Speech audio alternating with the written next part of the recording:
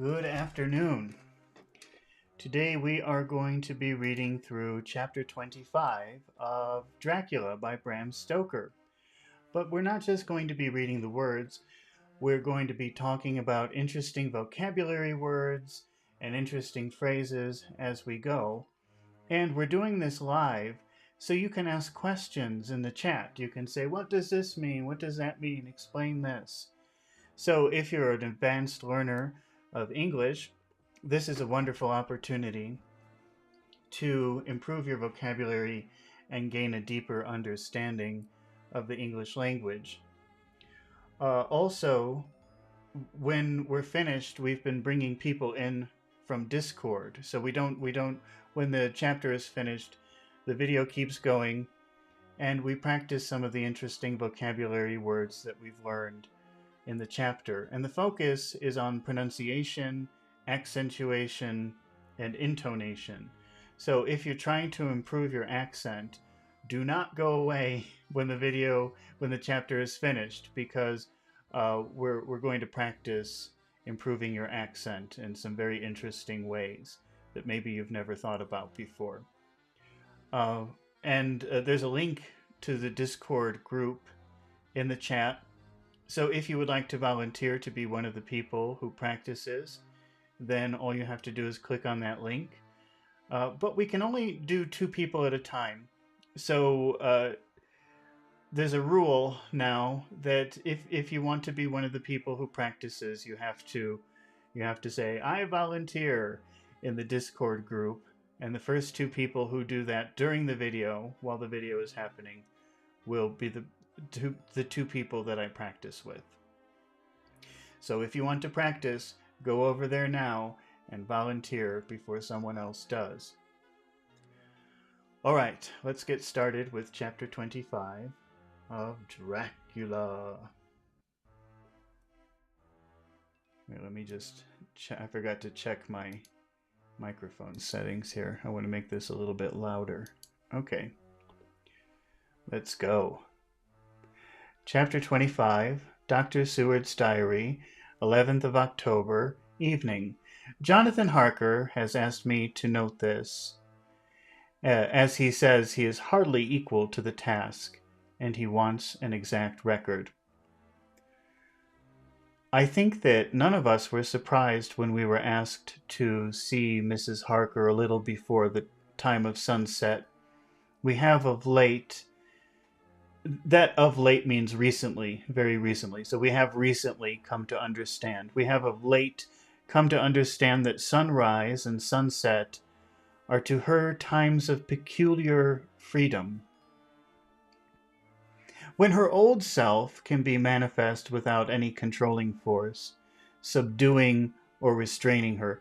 To subdue something means to make it calmer, and to restrain something means to hold something back.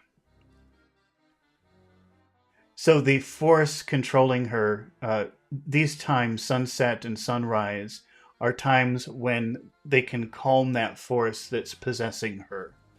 Or they can hold back, they can restrain that force that's possessing her. Or inciting her to action. The mood or condition begins some half hour or more before casual sunrise or sunset, and lasts till either the sun is high, or whilst the clouds are still aglow, with the rays streaming above the horizon. At first there's a sort of negative condition, as if some tie were loosened. And then the absolute freedom quickly follows.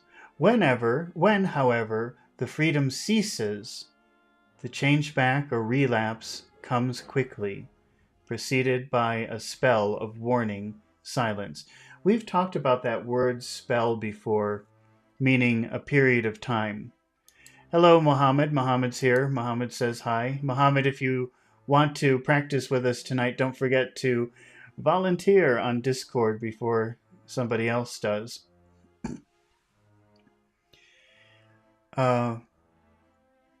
Tonight, when we meet, she was somewhat constrained, and bore all the signs of internal struggle. I put it down myself to her making a violent effort at the earliest instant she could. She could do so. A few minutes, however, gave her complete control of herself. Then, motioning her husband to sit beside her on the sofa, where she was half reclining, she made the rest of us bring chairs up close. Taking her husband's hand in hers, she began, "We're all here together in freedom, for perhaps the last time. I know that you'll always be with me to the end."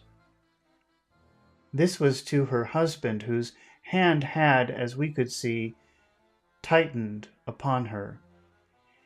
"In the morning we go out upon our task, and God alone knows what may be in store for any of us.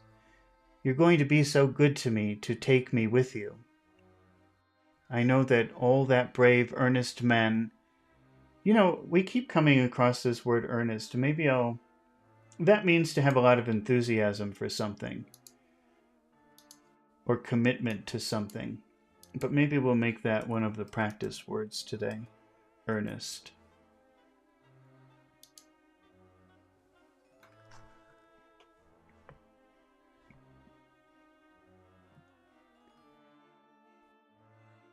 I know that all the brave, earnest men can do for a poor, weak woman whose soul perhaps is lost. No, not yet, but is at any rate at stake. Oh yes, we're going to do pronunciation later today, Muhammad. But can you go to Discord and just volunteer, just write me, because let's see.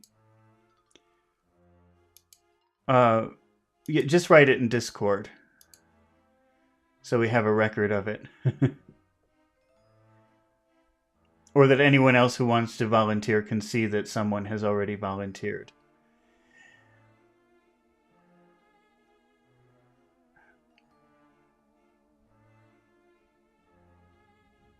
You will, but you must remember that I am not as you are. There's a poison in my blood, in my soul, which may destroy me, which must destroy me, unless some relief comes to us. Oh, my friends, you know as well as I do that my soul is at stake. And we've practiced that that phrase before, at stake. That means at risk or in danger. And though I know there is one way out for me, you must not, and I must not take it." She looked appealingly to us all in turn. It's funny, the word appeal could mean something very nice, something that calls to you. Appeal comes from appel, call, French, appel, call. But also, it could mean like begging. So she's looking at them like, "Please do something for me." She's begging them. She looked appealingly to us all in turn. Like, "Please help me." She's asking for help, beginning and ending with her husband.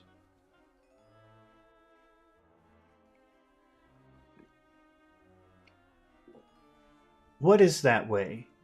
asked Van Helsing in a hoarse voice. Hoarse, that's when you're talking too much. Your voice becomes hoarse. "What is that way which we may not take? That I may die now, either by my own hand or that of another, before the greater evil is entirely wrought. I know, and you know, that were I once dead, you could and would set free my immortal spirit, even as you did my poor Lucy's. Were death, or the fear of death, the only thing that stood in the way, I would not shrink to die here." To shrink means to become small. That's what you do when you're afraid. You make yourself small. So she's saying, I wouldn't be afraid to die here now. I wouldn't. No, I don't want to die. She wouldn't do that. She would be brave and do it, amidst the friends who love me. But death is not all. I cannot believe that to die in such a case, when there is hope before us and a bitter task to be done, is God's will. Therefore, I, on my part, give up here the certainty of eternal rest, and go out into the dark, where may be the blackest things that the world or the netherworld holds. Nether kind of means like the unknown world, the other unknown world. But I'm just going to ask ChatGPT because I don't really trust my definition of that.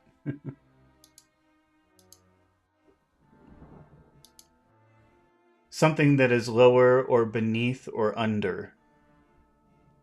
But when they talk about the nether world, they're talking about the world we don't know, the world we don't understand, the world after life.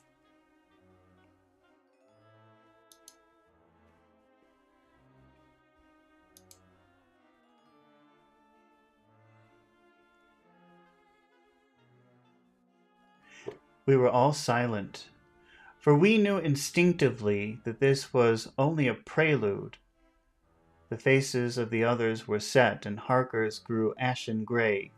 Perhaps he guessed better than any of us what was coming. She continued, "This is what I can give into the hotchpot." What is a hotchpot? I have no idea. Let's see.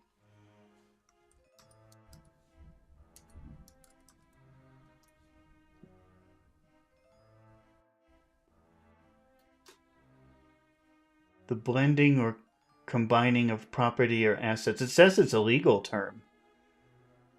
General use, archaic. So it's not used anymore, but a mixture or medley of various things.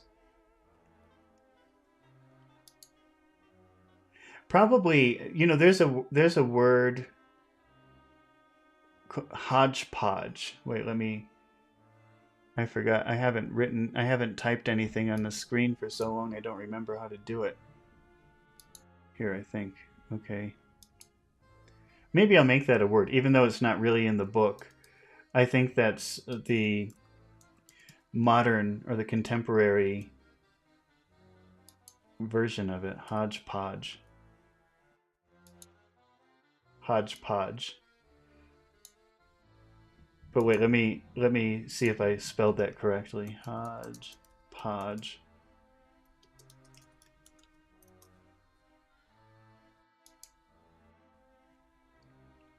That's a word that people use, but it's not typically written down.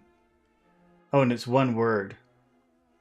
A confused or jumbled mixture of different things. I think that's really the contemporary. That's kind of a useful word. That's sort of an unusual word that you don't really encounter in an English class or anything like that. Pachu's here. Hello, Pachu. If you want to practice, go sign up on Discord now before somebody else beats you to it. Oh, I don't know how to. It's supposed to be one word, but I'm going to make that a word. That's kind of a fun, useful word to practice. Hodgepodge. It's a funny word.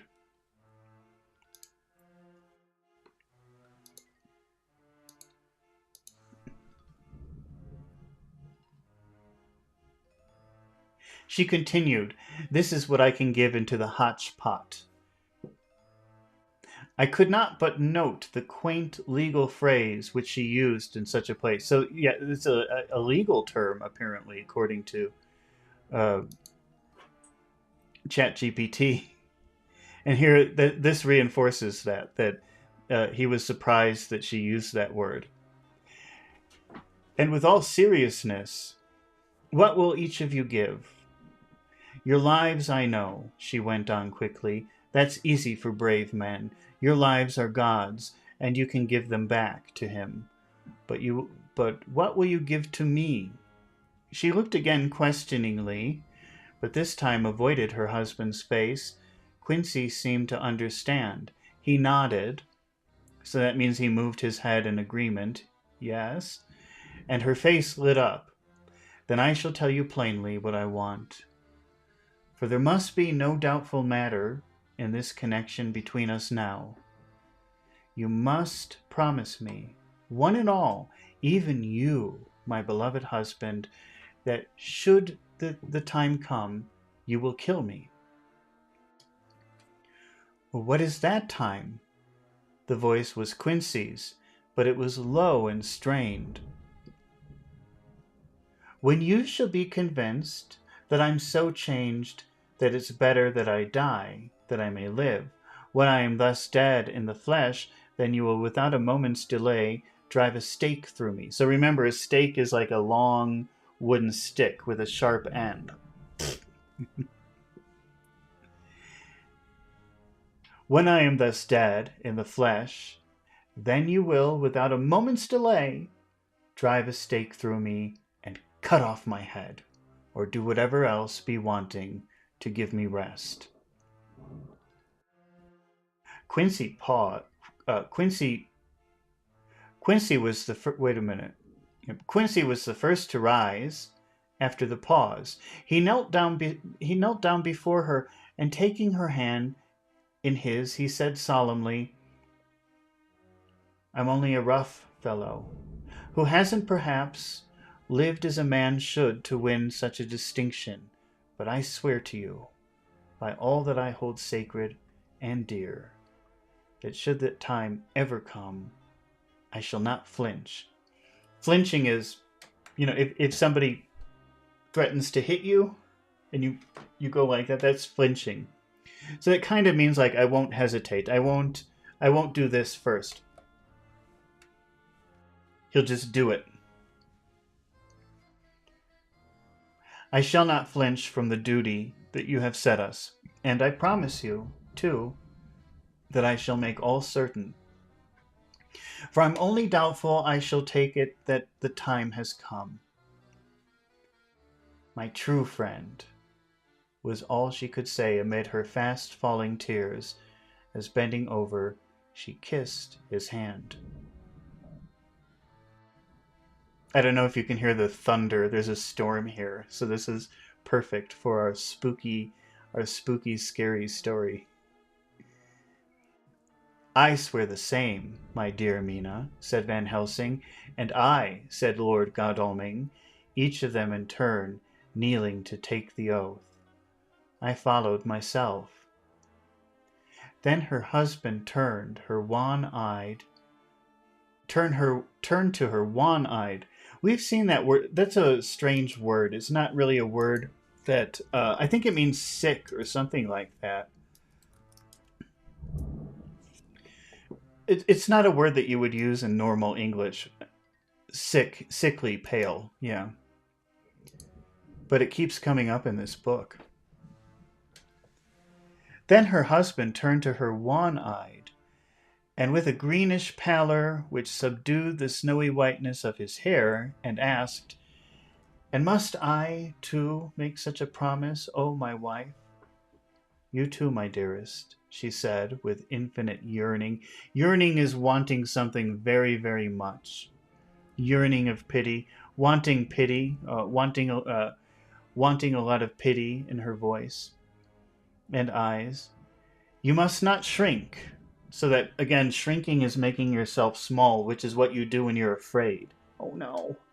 So you must not be afraid. You must not hesitate because you're afraid. You are nearest and dearest in all the world to me.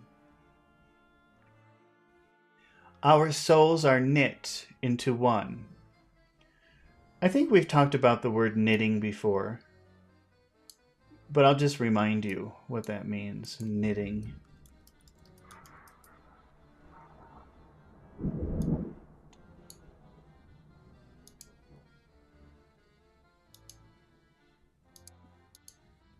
This is knitting.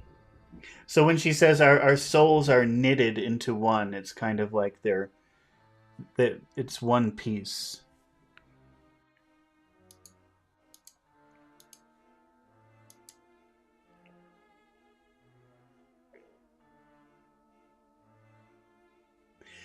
Our souls are knit into one.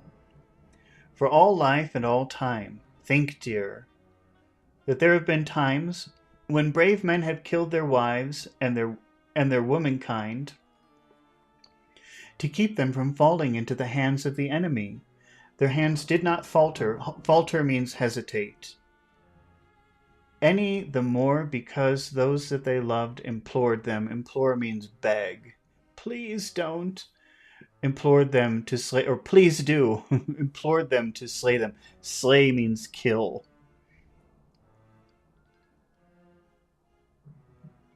It is men's duty towards those whom they love in such times of sore trial.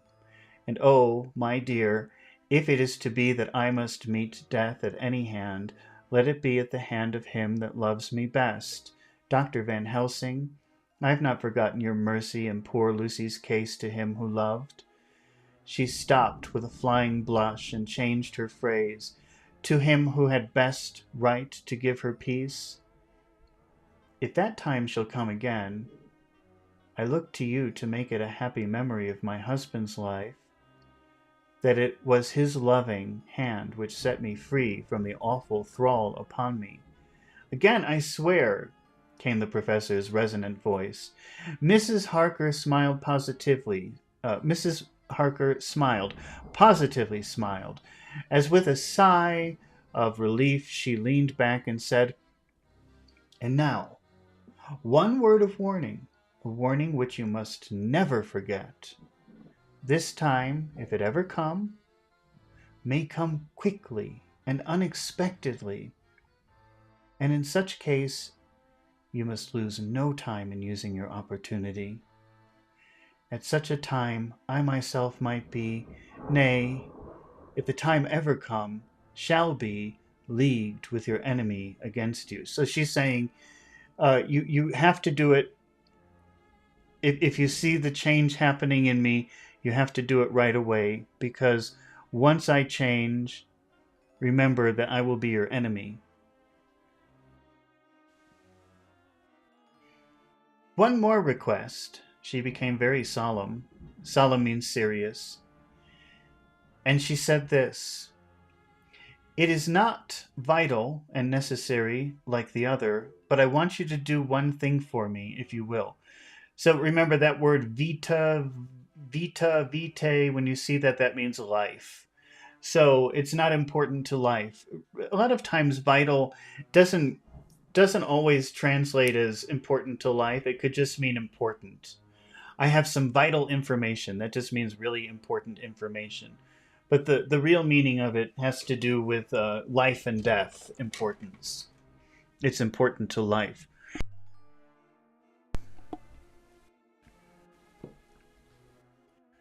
So I have one more request, but it's not really important or necessary. We all acquiesced, but no one spoke. There was no need to speak. I want you to read the burial service. She was interrupted by a deep groan. Ugh, from her husband. Taking his hand in hers, she held it over her heart and continued, "You must read it over me some day, whatever may be the issue of all this fearful state of things. It would be a sweet thought to all or some of us. You, my dearest, will I hope read it, for then it will be in your voice, in my memory, come what may." So reading the burial service, that just means, reading the things probably out of the Bible that people read when they're burying a body. Ashes to ashes, dust to dust. I don't know. I don't remember the whole thing. It's very long. "But oh, my dear one," he pleaded, "death is afar off from you." "Nay," she said, holding up a warning hand. "I'm deeper in death at this moment than if the weight of an earthly grave lay heavy upon me." So she's saying, I'm more dead now than if I were really dead. If that makes any sense. "Oh, my wife, must I read it?" he said before he began. "It would comfort me, my husband," was all she said, and he began to read when she had got the book ready. How can I?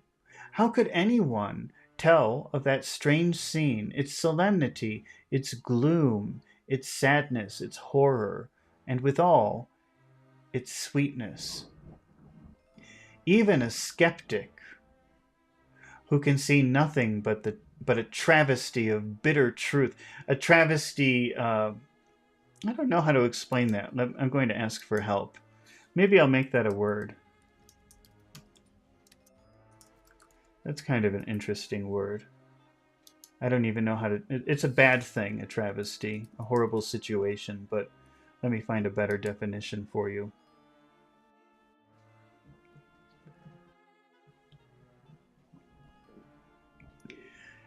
A distorted or grotesque imitation, a debased or absurd version, a mock or a parody. So a travesty is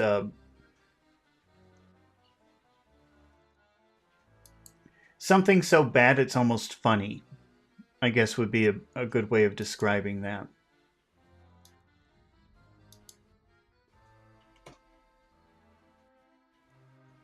But a travesty of bitter truth. So it was not the truth, but like a bad imitation of the truth, a joke of truth.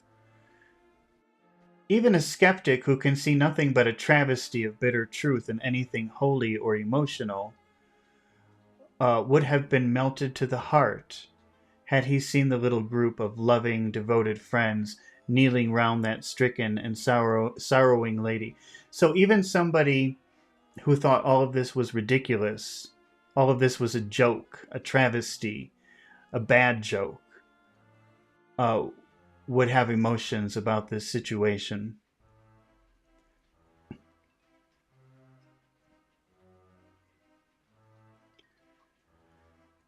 Or heard the tender passion of her husband's voice, as in tones so broken and emotional that often he had to pause. He read the simple and beautiful service from the burial of the dead.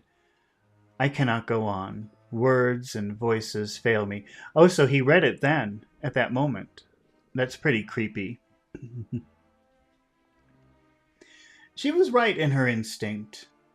Strange as it was, bizarre as it is hereafter, seem even to us who felt its potent influence at the time, it comforted us much. And the silence which showed Mrs. Harker's coming relapse from her freedom of soul did not seem so full of despair to any of us as we had dreaded. Maybe we'll use dread. We'll practice the word dread today. Pachi is asking about the word potent. Potent means like something that you can feel very strongly, like in reality. But I don't like that definition. I'm going to ask ChatGPT to help me. That's how I would say it, but I'm probably wrong.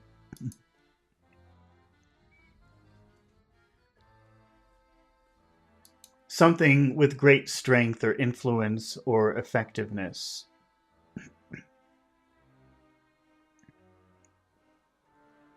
Something powerful, strong, effective, influential, forceful. Patch is asking about the word dread. We've talked about that word a lot. Dread is you know something horrible is going to happen in the future. So you feel fear about it. You imagine that you made a big mistake at work and you think you're going to get fired. So the next morning when you go to work, you're thinking, "Oh no, this is going to be horrible when I get to work. They're probably going to fire me." So it's like anticipating something in the future that's horrible.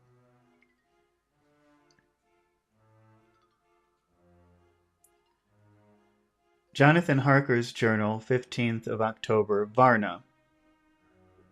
We left Charing Cross on the morning of the 12th and got to Paris the same night, and took the places secured for us in the Orient Express.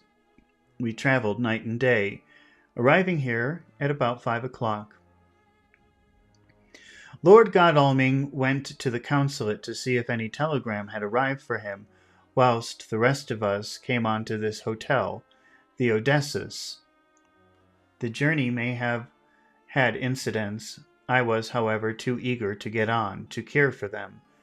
Until the Tsarina Catherine comes into the port, there will be no interest for me in anything in the wide world. Thank God, Mina is well, and looks to be getting stronger. Her color is coming back. She sleeps a great deal. Throughout the journey, she slept nearly all the time, before sunrise and sunset. However, she's very wakeful and alert, and it has become a habit for Van Helsing to hypnotize her at such times. At first some effort was needed, and he had to make many passes, but now she seems to yield at once. To yield means to give up. So before, maybe she was fighting the hypnotism, but now she just gives up. It's very easy. You don't have to fight her. She's very passive, as if by habit, and scarcely any action is needed.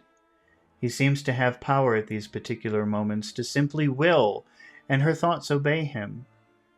He always asks her what she can see and hear, and she answers to the first, "Nothing, all is dark."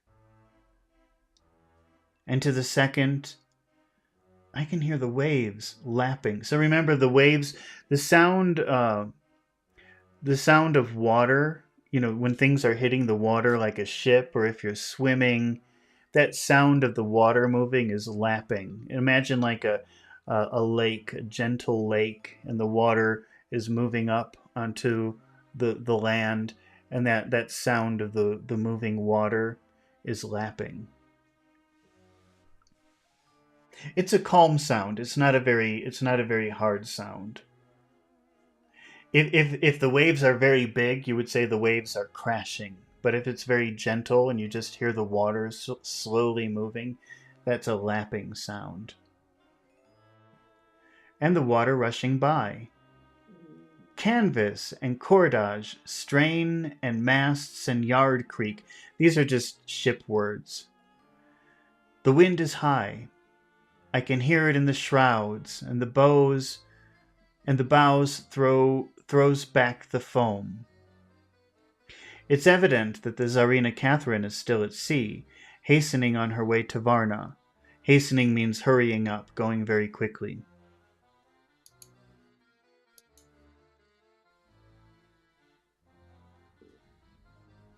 I'm just going to take a 1-minute break. I'll be right back.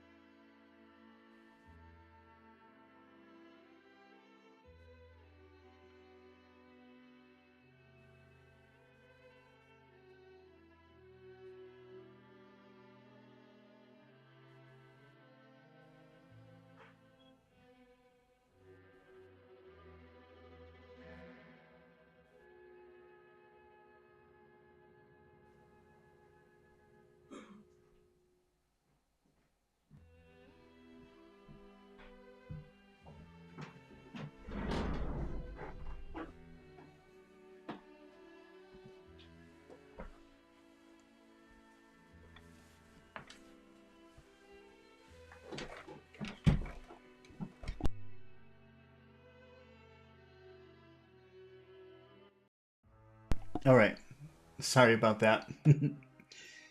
It was evident that the. Oh, wait, we already read all this, didn't we?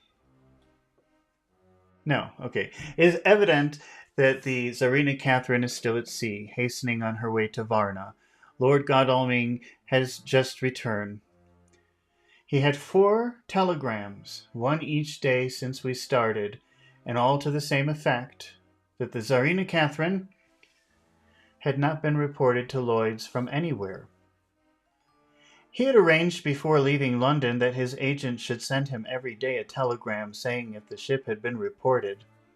He was to have a message, even if she were not reported, so that he might be sure that there was a watch being kept at the other end of the wire. We had dinner and went to bed early.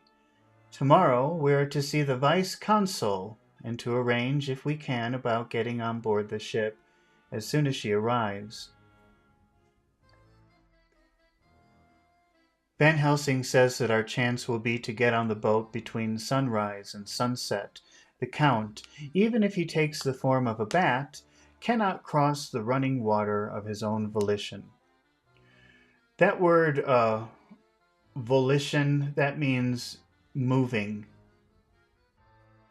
But I don't really like my definition. Let's go with ChatGPT.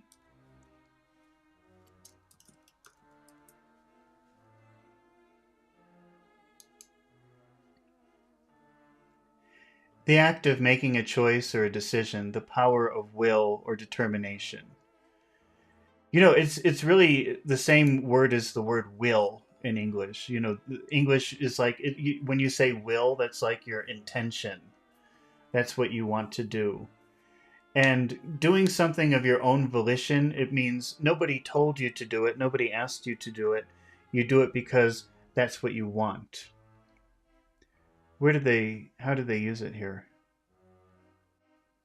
The Count, even if he takes the form of a bat, cannot cross the running water of his own volition.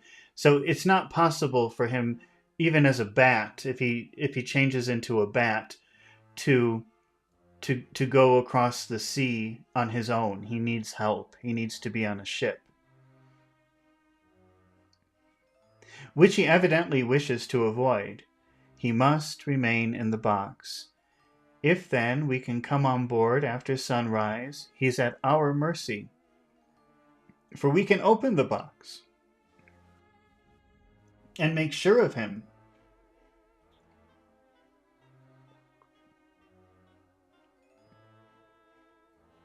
As we did of poor Lucy before he wakes.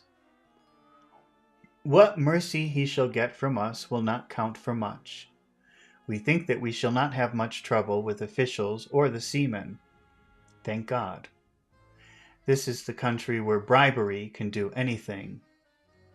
And we were all well supplied with money. We have only to make sure that the ship cannot come into port between sunset and sunrise without our being warned, and we shall be safe. Judge Moneybag will settle this case, I think. It's funny, money, a bag of money, that's kind of an obvious thing. But when you call somebody money bags, that's kind of a funny way of talking about someone who has a lot of money and spends it everywhere, like loves to throw money around. You call them money bags. 16th of October. Mina's report still the same. Lapping waves and rushing water, darkness and favoring winds. We are evidently in good time, and when we hear of the Tsarina Catherine, we shall be ready, as she must pass through the Dardanelles. We are sure to have some report. 17th of October. Everything is pretty well fixed now, I think, to welcome the Count on his return from his tour. Godalming told the shippers that he fancied that the box sent aboard might contain something stolen from a friend of his, and got a half consent that he might open it at his own risk. To fancy something, that's really something that they say in the UK. It isn't really something that you say in North America. But to fancy something means to imagine something, in this case. It could mean other things too, but here what it means is to imagine. Pachu says, did Amu people used to write journal more at that time because it is written in a journal style? Pachu, what do you mean by the word Amu? What is that word?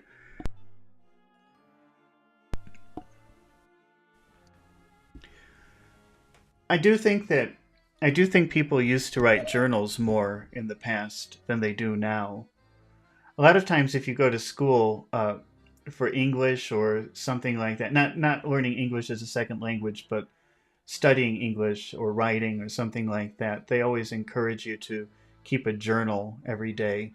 And I think that was before we had computers and TVs and movies, life was pretty boring. So I think a lot of people used to do things like that. Oh, many. Did many people used to write in journals? I think so. I think that was a pretty common thing to do.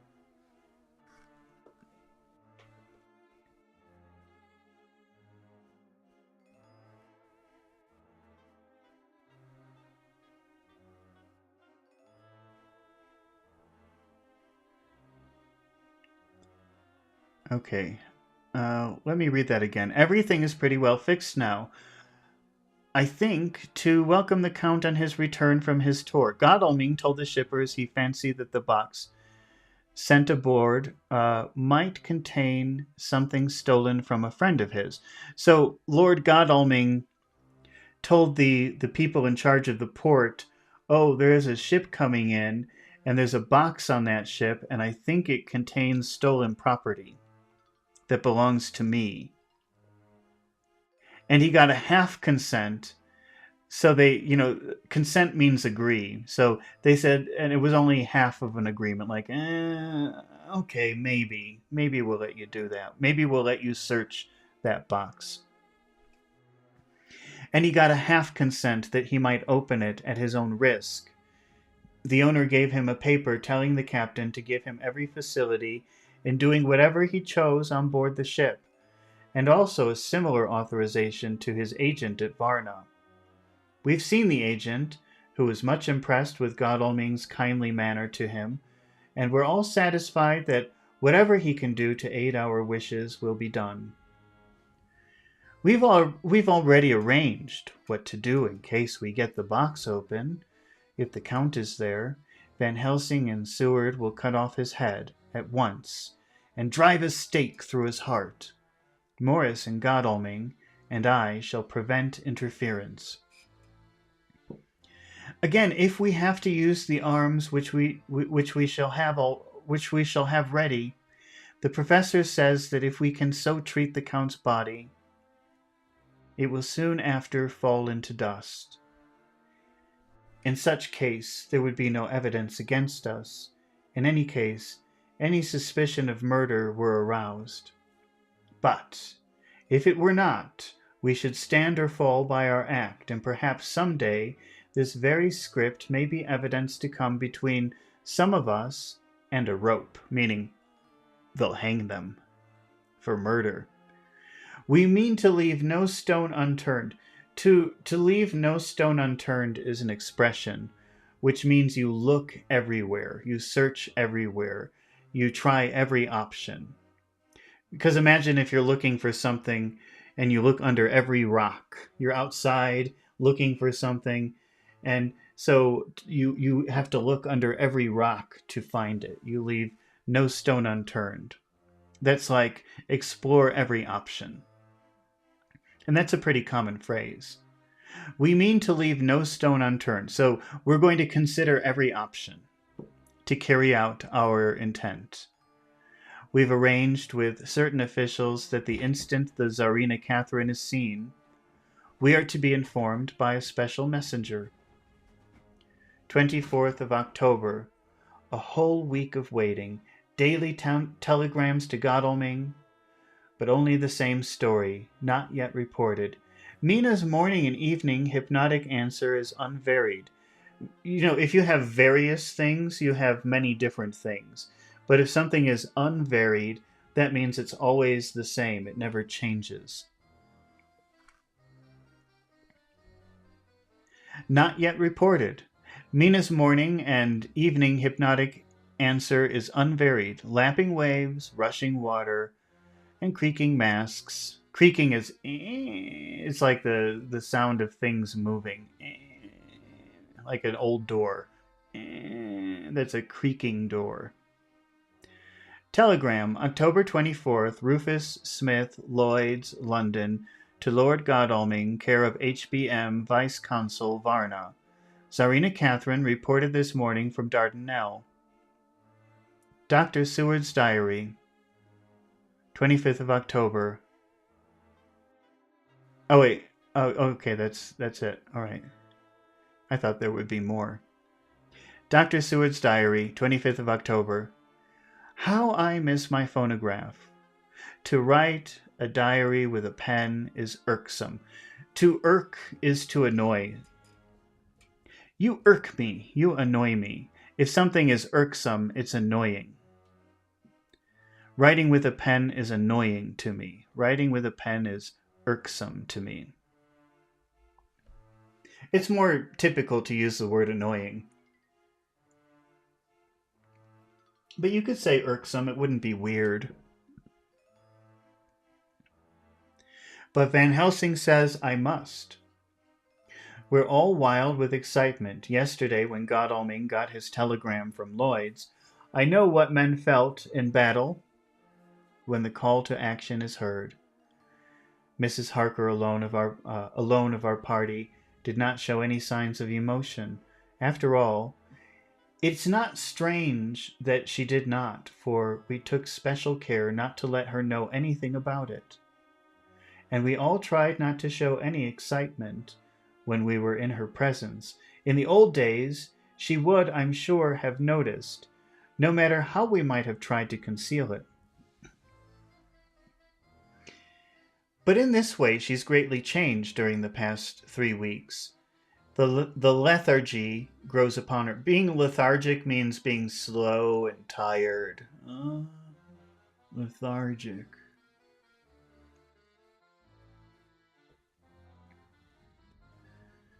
And though she seems strong and well, and is getting back some of her color, Van Helsing and I are. Pachi's asking about Telegram. This is before phones were common. They might have had some phones in the 1890s. I'm not sure, but before they used to have that you could send wire messages. So, I could be in Mexico, and I could send Pachu a telegram. I would go to an office, and it would usually be a very short message because it was very expensive. But then they had like these. They had like an underground cable that went under the sea, and they would type messages using a special code called Morse code, like D D D D D D D, and long short long short long short, and this would spell something out. So in 100 years ago or 120 years ago, I could send Pachu a message in Nepal that way. Wait, let's see. I'm just going to look up Telegram office.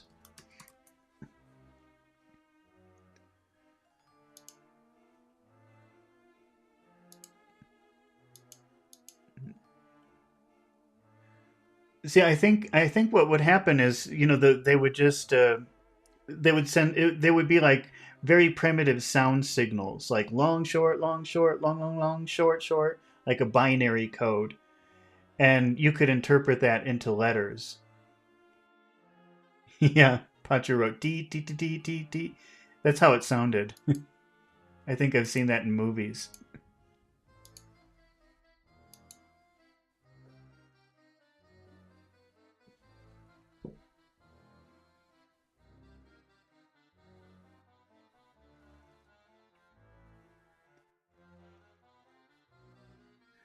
The lethargy grows upon her, and though she seems strong and well, and is getting back some of her color, Van Helsing and I are not satisfied. We talk of her often. We have not, however, said a word to the others. It would break poor Harker's heart, certainly his nerve, if he knew that we had even a suspicion on the subject. Van Helsing examines, he tells me, her teeth very carefully, whilst she's in the hypnotic condition, for he says so long as they do not begin to sharpen, there is no active danger of a change in her. If this change should come, it would be necessary to take steps. We both know what those steps would have to be, though we do not mention our thoughts to each other. We should neither of us shrink from the task, awful though it be to contemplate, Euthanasia. So euthanasia, that's like killing someone out of mercy because they're suffering. So if somebody is in very, very bad pain and you can't do anything for them and they're going to die anyway, then you might help them and kill them so that they don't suffer, and that's euthanasia.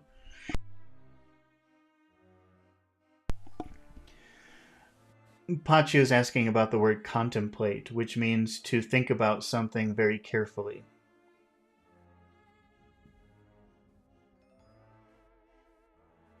Euthanasia is an excellent and a comforting word.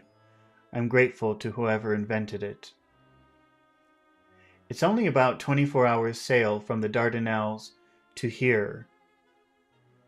Where are the Dardanelles? That's a French name, but is that... Let's see where that is.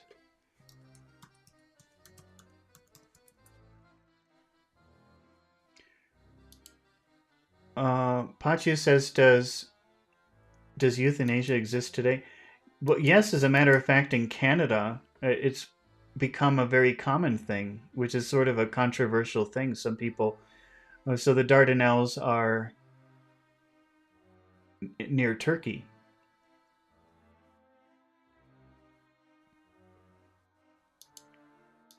I think also in Switzerland they're doing something like that. And I have a student in Australia, and she was telling me that a relative of hers recently did that.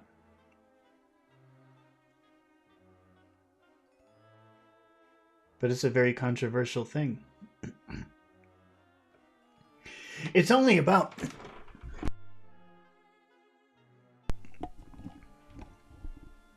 It's only about 24 hours sail from the Dardanelles to here. At the rate the Tsarina Catherine has come from London, she should therefore arrive sometime in the morning, but as she cannot possibly get in before noon, we're all about to retire early. We shall get up at 1 o'clock, so as to be ready. 25th of October, noon. No news yet of the ship's arrival. Mrs. Harker's hypnotic report this morning was the same as usual. So it's possible that we may get news at any moment. We men are all in the fever of excitement, except for Harker, who's calm. His hands are cold as ice, and an hour ago I found him wetting the edge of a great Gurkha knife, which he now always carries with him. What does that mean, to wet something? W-H-E-T.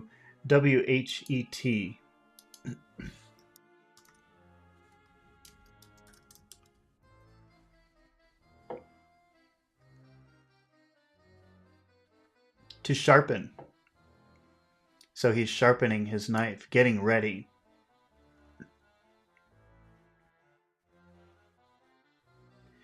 It will be a bad lookout for the Count if the edge of that kukri ever touches his throat. Pachu, what does kukri mean? That seems like it's probably another Indian word. Driven by that stern, ice-cold hand. Van Helsing and I were a little alarmed about Mrs. Harker today. About noon, she got into a sort of lethargy. So again, lethargy is very tired and slow. I'm lethargic. Which we did not like. Although we kept silence to the others, we were neither of us happy about it.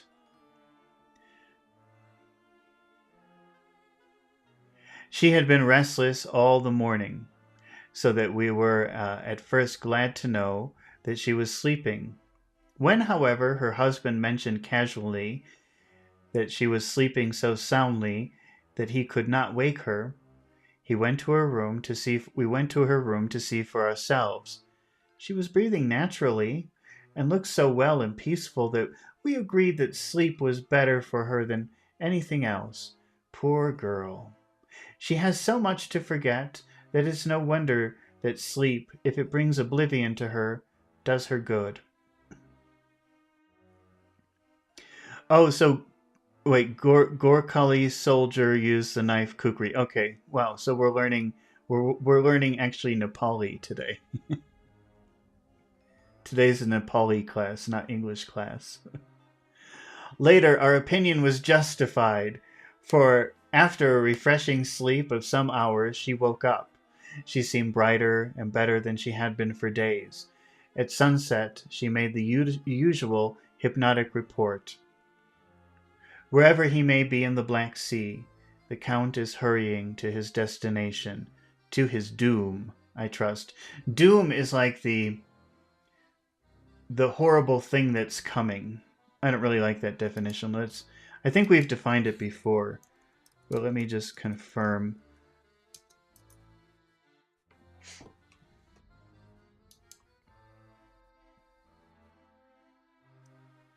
Fate or destiny in a negative way. An unavoidable outcome that is bad.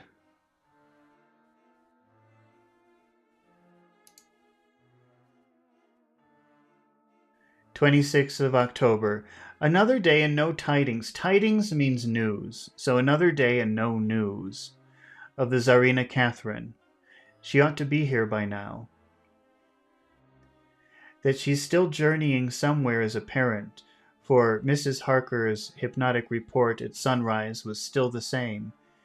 It's possible that the vessel may be lying by, at times, for fog. Some of the steamers which came in last evening report patches of fog, both to the north and south of the port. We must continue our watching, as the ship may now be signaled at any moment. October, noon. Most strange. No news yet of the ship we wait for. Mrs. Harker reported last night and this morning, as usual, lapping waves and rushing water, though she added that the waves were very faint. So remember, faint means weak, soft. Mrs. Harker reported last night and this morning, as usual, lapping waves and rushing water, though she added that the waves were very faint. The telegrams for London have been the same. No further report. Van Helsing is terribly anxious, and told me just now that he fears the Count is escaping us.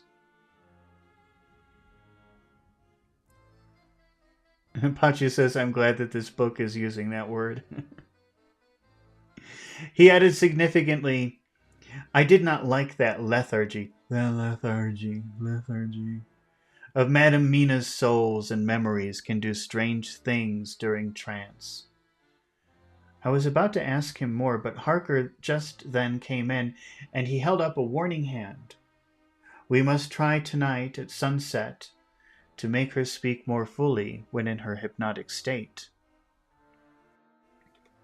28th of October, telegram, Rufus Smith, London, to Lord Godalming, care of H.B.M. Vice-Consul, Varna. Tsarina Catherine reported entering Galatz at 1 o'clock today. Dr. Seward's diary. 28th of October, when the telegram came announcing the arrival in Galatz, I do not think it was such a shock to any of us as might have been expected. True, we did not know whence or how or when the bolt would come. But I think we all expected that something strange would happen. The day of arrival at Varna made us individually satisfied that things would not be just as we had expected. We only waited to learn where the change would occur.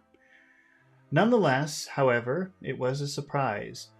I suppose that nature works on such a hopeful basis that we believe against ourselves that things will be as they ought to be, not as we should know that they will be.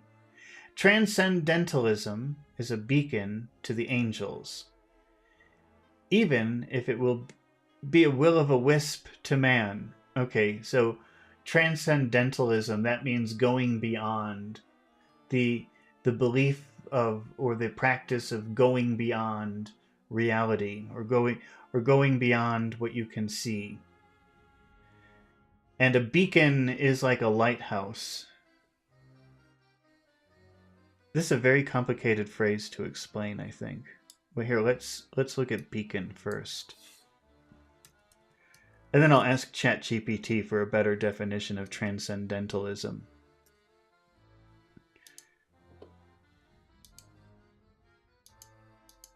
This is a beacon. So you see a beacon, that's how ships are safe. That keeps ships safe from crashing. So it's a something for hope. A beacon is a symbol of hope or of safety. And well, now let's define transcendentalism. Transcendentalism.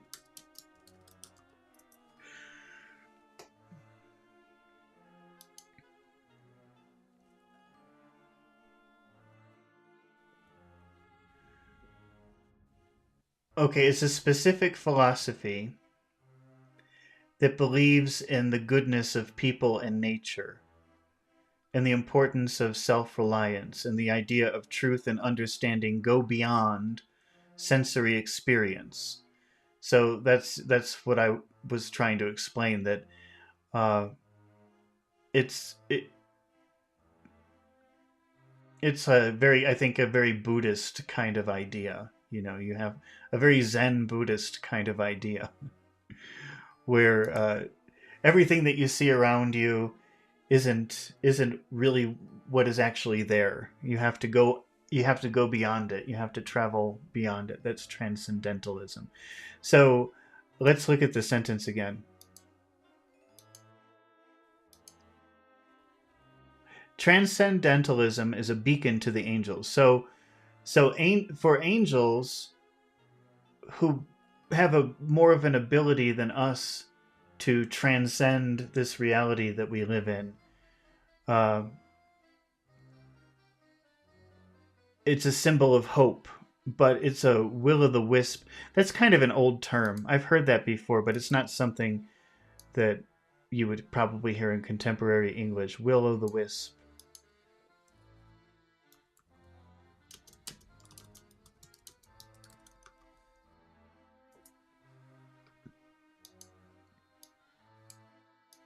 Muhammad writes, transcend to enlightenment. Yeah, well, that idea is that you have to move beyond all of the things that you sense and perceive if you want to uh, go on to the next level.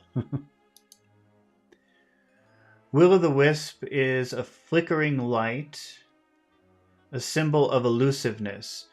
So being transcendent for angels, that's something that they can aspire to, but for us humans, us mortals, it's something that it isn't easy to attain. I guess would probably be the best way of explaining that. Transcendentalism is a beacon to the angels, even if it be a will-o'-the-wisp to man. Van Helsing raised his hand over his head for a moment, and as though in remonstrance with the Almighty. Pachi says Buddha was born in Nepal, but isn't what is the name of that place in India that's very special for Buddhists? I can't remember the name of that place. I thought that, but or is that where he achieved enlightenment? Was in that place? But he was born in Nepal. I didn't know that. I thought he was born in India.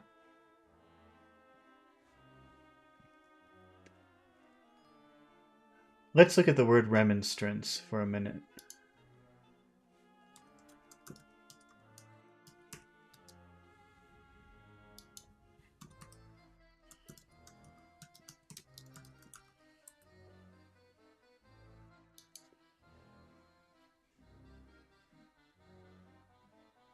Gaia? I thought.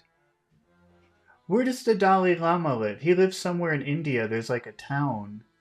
But that doesn't sound familiar, Gaia. Maybe it has a different name in English. Remonstrance is a forceful complaint or protest or objection. Uh-oh, what happened to my... Oh no, everything's gone crazy. Wait, let me try to eliminate my green screen. I feel exposed.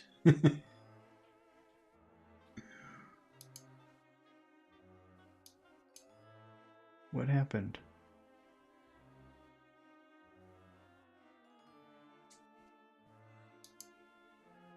Uh-oh. Oh, this is really weird. Okay, I think I'm going to switch to my Gone with the Wind.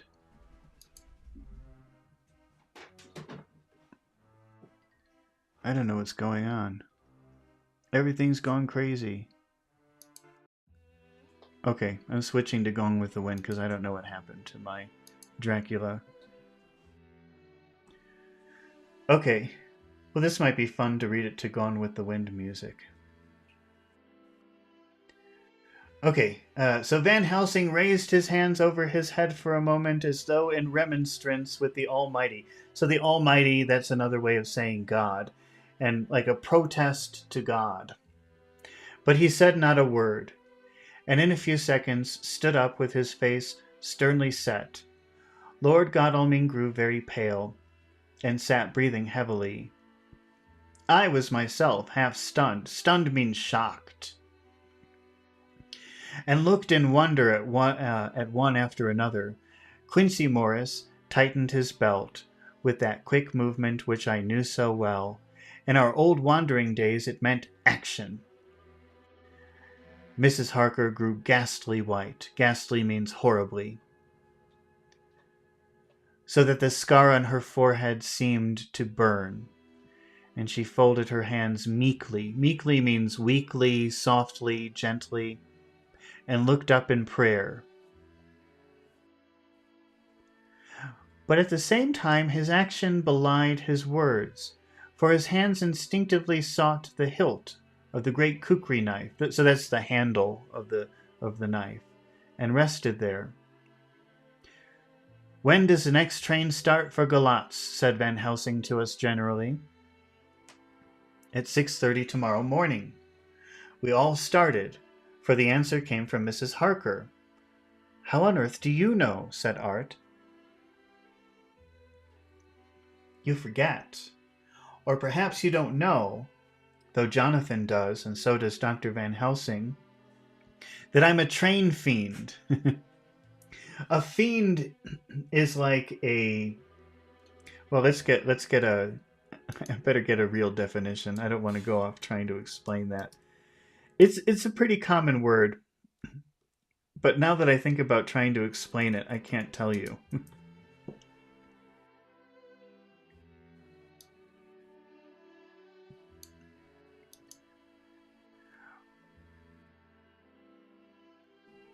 See, I know the word as the second definition provided here, which is like a cruel or wicked person, or well, okay, it can also be obsessed or enthusiastic.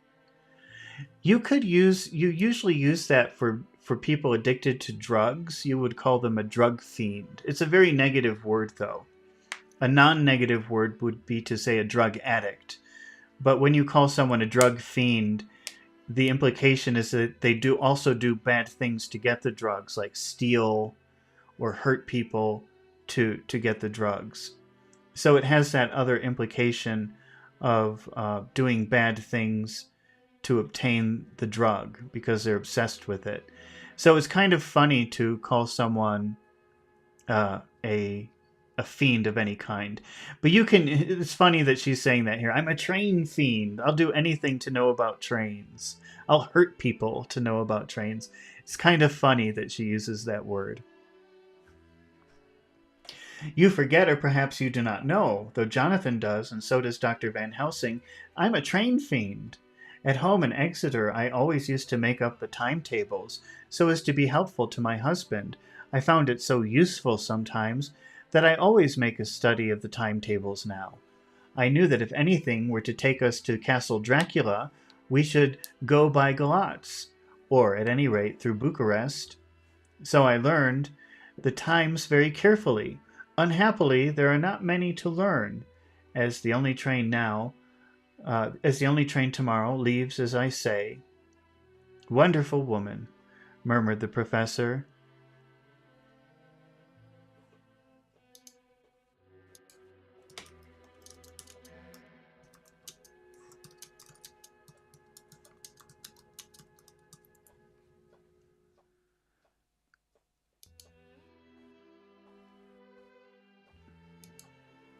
Oh, I'm just looking. I'm asking ChatGPT where the Dalai Lama lives. He lives in Dharamsala in India, and but that's is that where the tree is? There's like a special tree where Buddha achieved enlightenment. Is that what that is? I think that's what it is.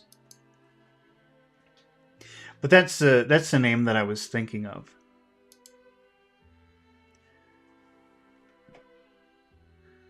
Can't we get a special? Asked Lord Godalming. Van Helsing shook his head. That means he answered no with his head. I fear not. This land is very different from yours or mine. Even if we did have a special, it would probably not arrive as soon as our regular train. Moreover, we have something to prepare. We must think. Now let us organize. You, friend Arthur, go to the train and get the tickets and arrange that all be ready for us to go in the morning. Do you, friend Jonathan, go to the agent of the ship and get from him letters to the agent in Galatz with authority to make a search of the ship just as it was here? Quincy Morris, you see the vice-consul and get his aid with his fellow in Galatz and all he can do to make our way smooth, so that no times be lost when over the Danube. John will stay with Madam Mina and me, and we shall consult. For so if time be long, you may be delayed, and it will not matter when the sun set, since I am here with Madam to make report.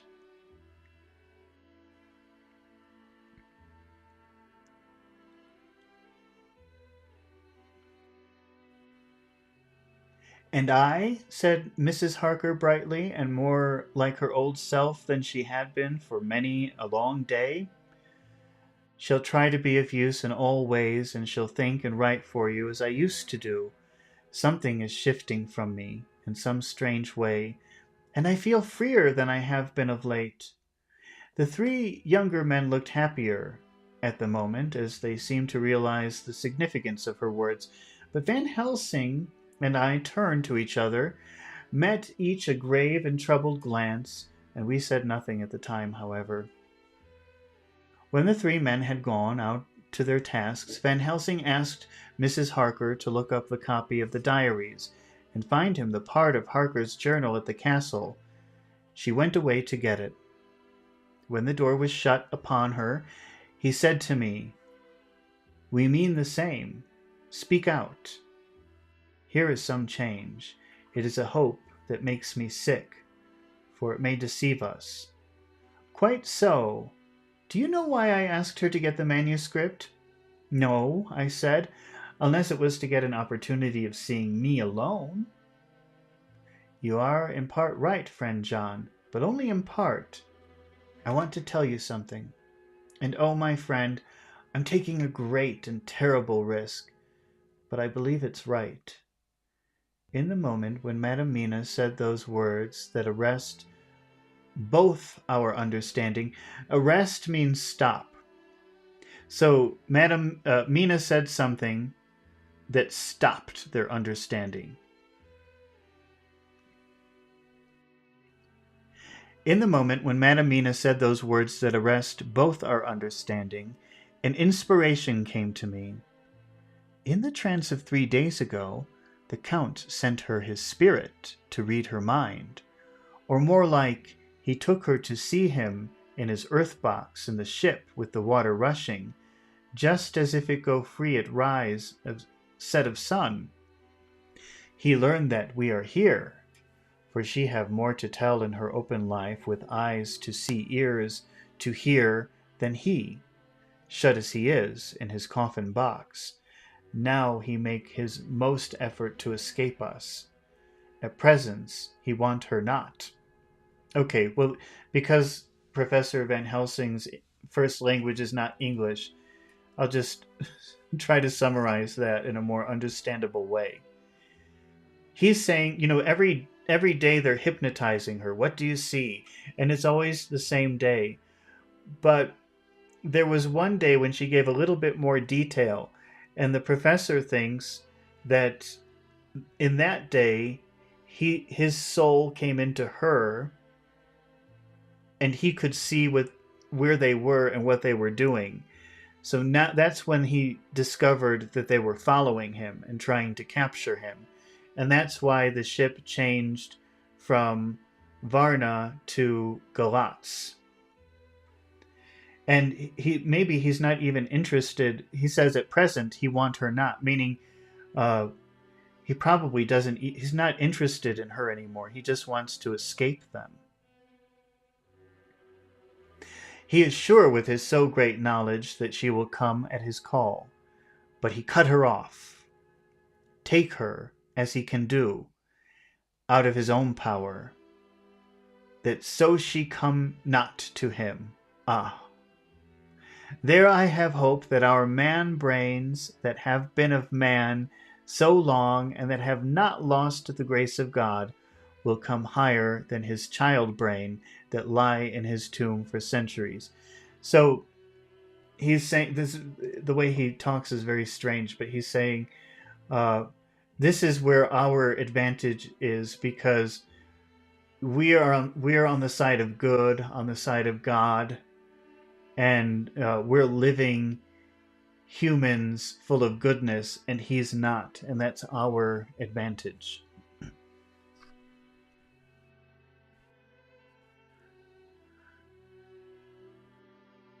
That grow not yet to our stature, and that do only work selfish and therefore small. Here comes Madam Mina. Not a word to her of her trance. She knows it not, and it would overwhelm her and make her despair just when we want all her hope, all her courage, when most we want all her great brain, which is trained like man's brain, but is of sweet woman, and have a special power which the Count give her, and which he may not take away altogether, though he think not so. Hush, let me speak, and you shall learn. O John, my friend, we are in awful straits. I fear as I never feared before. We can only trust good God. Silence, here she comes. I thought that the professor was going to break down and have hysterics, just as he had when Lucy died, but with a great effort he controlled himself, and was at perfect nervous poise when Mrs. Harker tripped into the room, bright and happy looking in the doing of work, seemingly forgetful of her misery. As she came in, she handed a number of sheets of typewriting to Van Helsing. He looked over them gravely, his face brightening up as he read.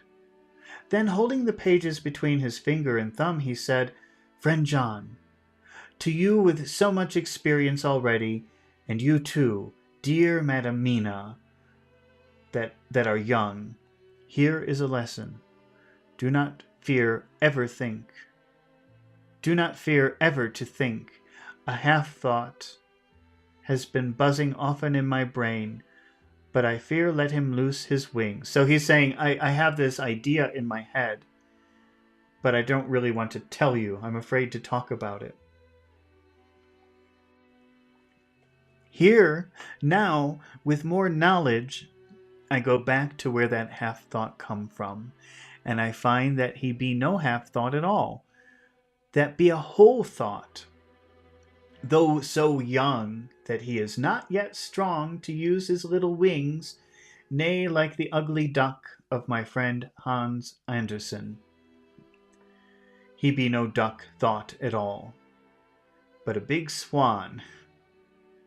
Thought sail nobly on big wings when the time come for him to try them. See, I read here what Jonathan have written. So the professor is saying, I have this little weird thought. It's a stupid thought, but actually it turns out to be a brilliant thought.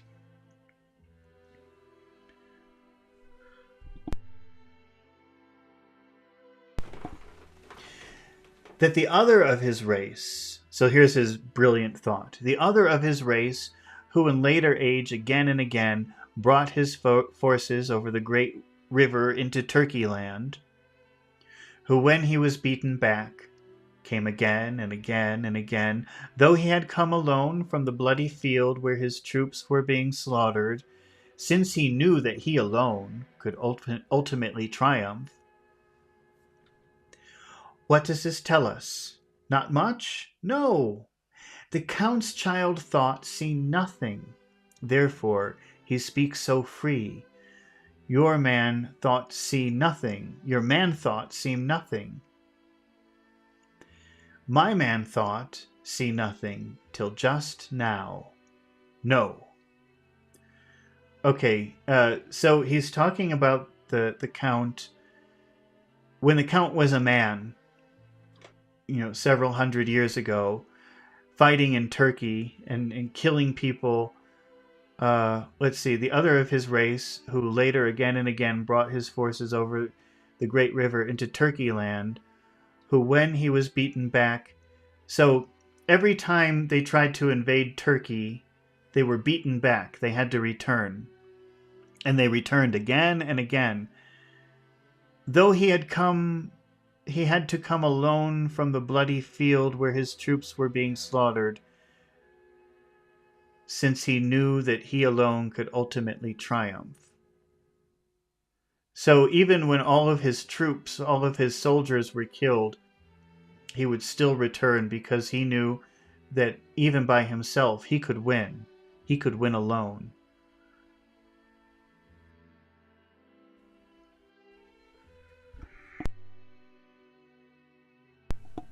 Pachi says, I have to summarize a lot in reading and retell the lecture from the audio, which is hard. It is hard. It's hard for me.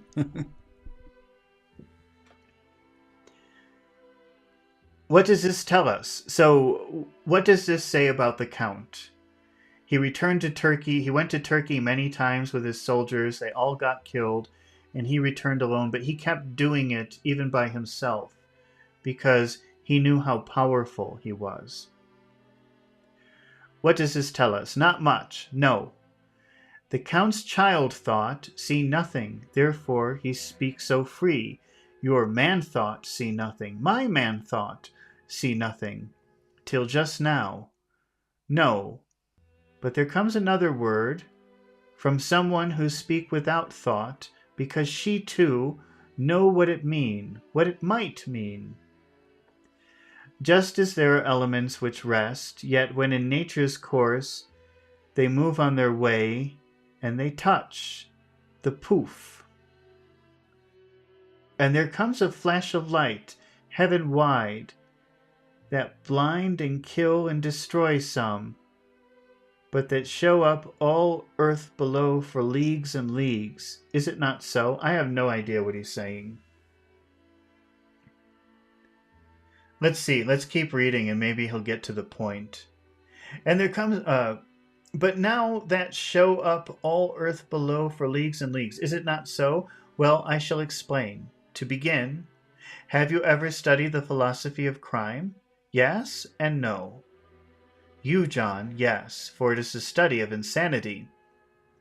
You, no, Madam Mina, for crime touch you not. But once, still your mind works true, and argues not a particularly ad universe. Gosh, this is Latin. Let me. A particularly ad universali. I better translate that. I don't know. Let me copy this.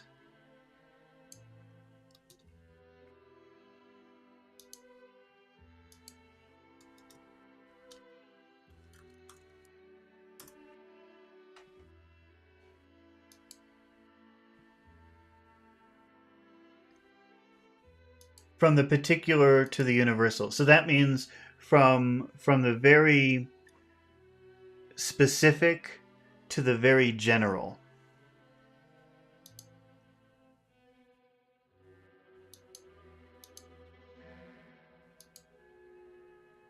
Pachi says the philosophy of crime.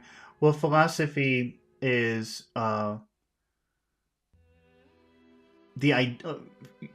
the philosophy of crime would be like the study of crime, but not really just the study of crime. the idea of why do people commit crimes? What are their purposes for crimes? What beliefs do criminals have that makes them do that sort of thing? Why are some people criminals? Why are some people not criminals?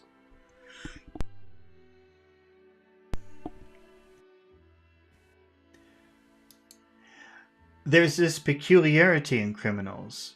It is so constant in all countries. So there's something special, there's something unique about criminals. And it doesn't matter which country you're talking about, all criminals share some common behavior or belief.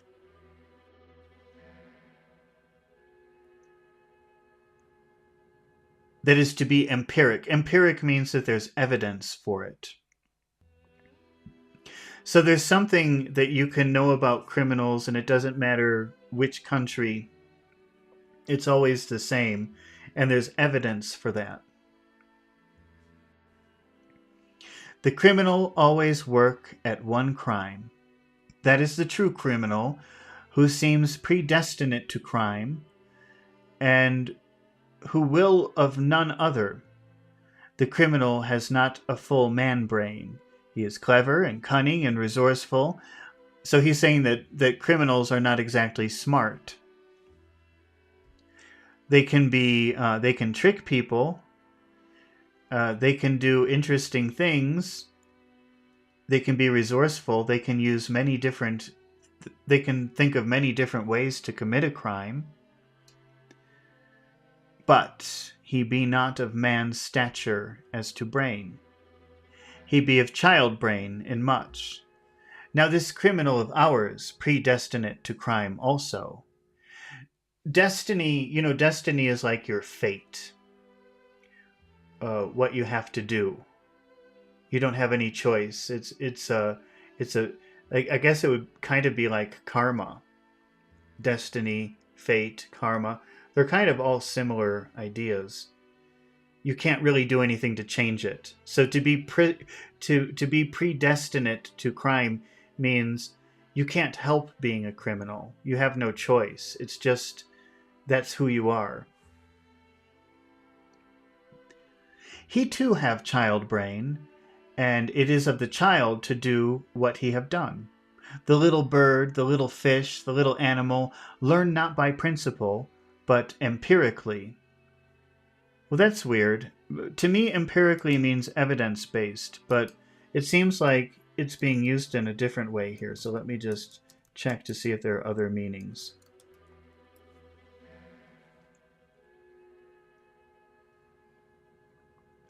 Based on observation, experience, experiment rather than theory or pure logic. So he's saying animals learn based on observation. And when he learned to do, then there is to him the ground to start to do more. Dos pu sto. That doesn't seem like Latin, that seems like Greek. Let's see. Dos pu sto. Or maybe it is Latin. Pu could be can, and sto could be be. Let's see.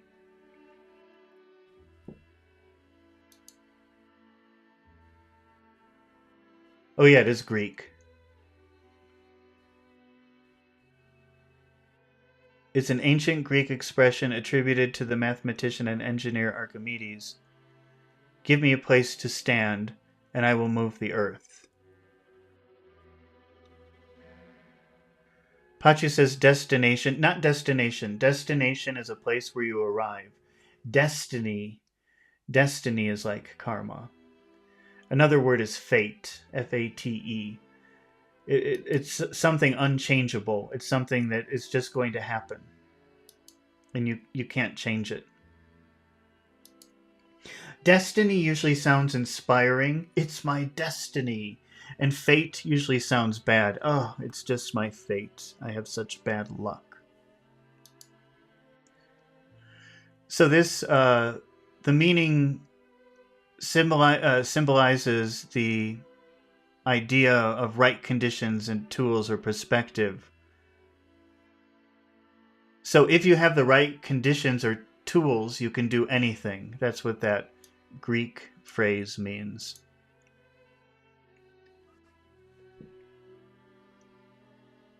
Give me a fulcrum, and I shall move the world. Oh, they translate it here for you.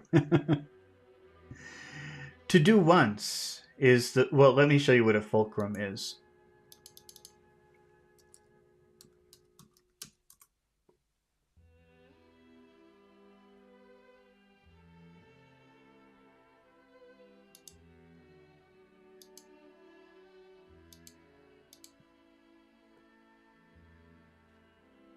The fulcrum is this blue triangle. So if you give me a fulcrum, I can move the world.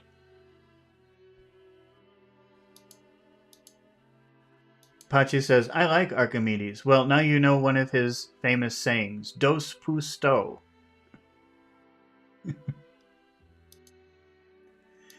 That means under the right conditions, you can do anything.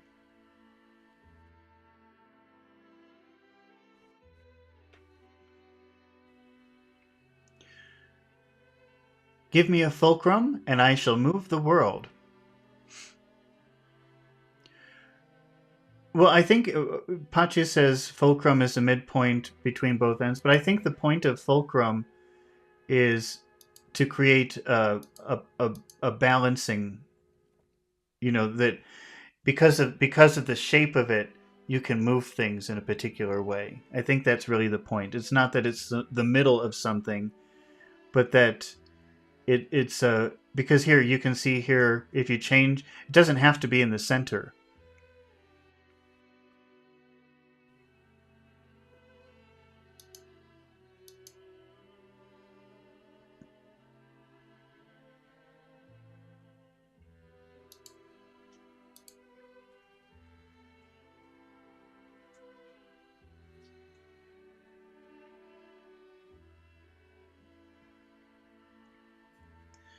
To do once is the fulcrum whereby a child brain become a man brain.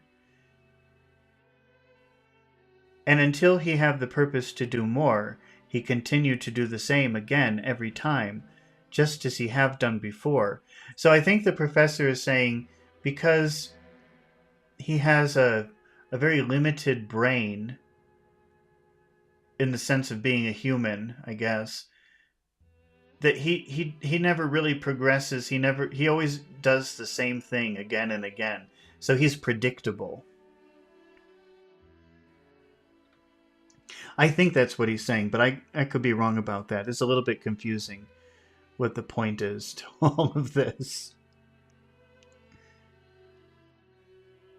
And until he have the purpose to do more, he continue to do the same thing every time, just as he have done before.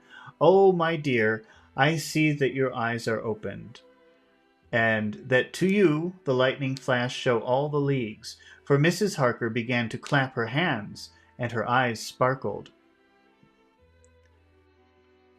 He went on, Now you shall speak. Tell us, two dry men of science, what you see with those so bright eyes. He took her hand and held it whilst he spoke.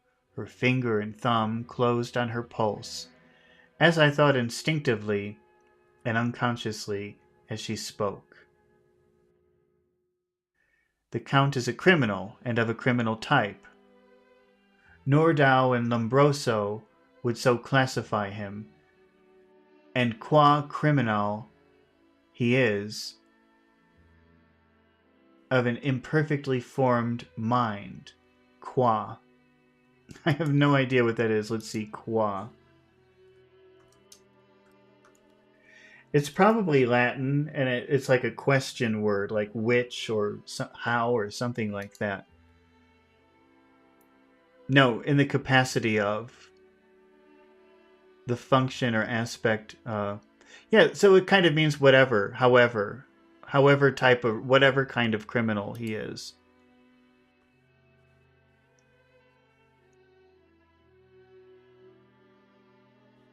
Thus, in a difficulty, he has to seek resource and habit. His past is a clue, and the one page of it that we know, that the form of his own lips tells that once before, when in what Mr. Morris would call a tight place, he went back to his own country from the land he had tried to invade, and thence, without losing purpose, prepared himself for a new effort, he came again, better equipped for his work, and won. So he came to London to invade a new land. He was beaten. And when all hope of success was lost, and his existence in danger, he fled back over the sea to his home, just as formerly he had fled back over the Danube from Turkey land. So they're seeing a pattern. When he's defeated, he goes back home. But I think, didn't we already know that? Good, good. Oh, you so clever lady, said Van Helsing enthusiastically, as he stooped and kissed her hand.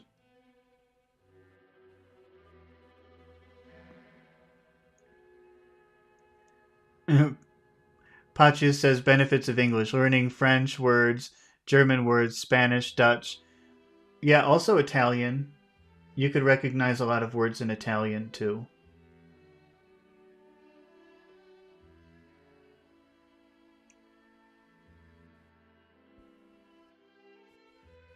A moment later, he said to me as calmly as though we had been having a sick room consultation, 72 only.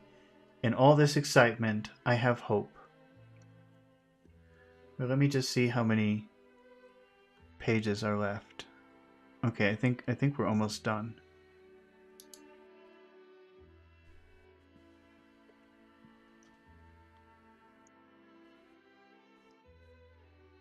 Turning to her again, he said with keen exception, "But go on, go on. There's more to tell if you will. Be not afraid. John and I know. I do in any case, and I shall tell if you are right. Speak without fear." "I'll try to, but you'll forgive me if I seem too egotistical." Ego is the Latin word for I. And to be egotistical means to think only about yourself. So I'm not sure why she's saying that, but she's saying, forgive me if I sound very selfish, or if I sound like I'm talking too much about myself. "Nay, fear not, you must be egotist, for it is of you that we think. So you must be thinking about yourself, because we are thinking about you." But if you use the word egotistical, that's very negative. That's a very negative word. That means a selfish person, someone who only ever thinks about themselves, someone who thinks they're wonderful and loves to talk about themselves.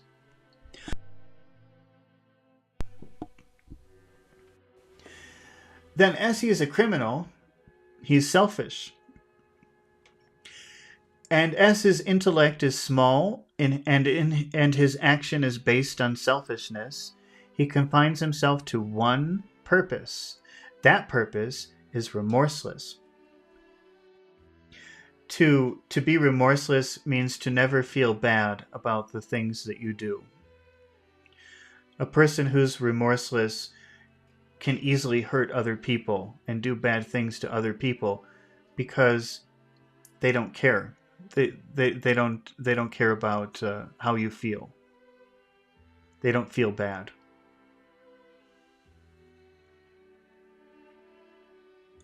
As he fled back over the Danube, leaving his forces to be cut to pieces, so now he is intent on being safe, careless of all.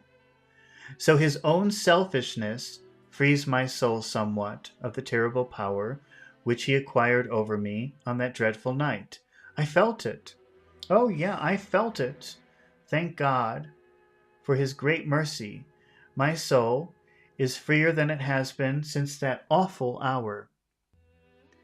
And all that haunts me is a fear lest in some trance or dream he may have used my knowledge for his ends. The professor stood up.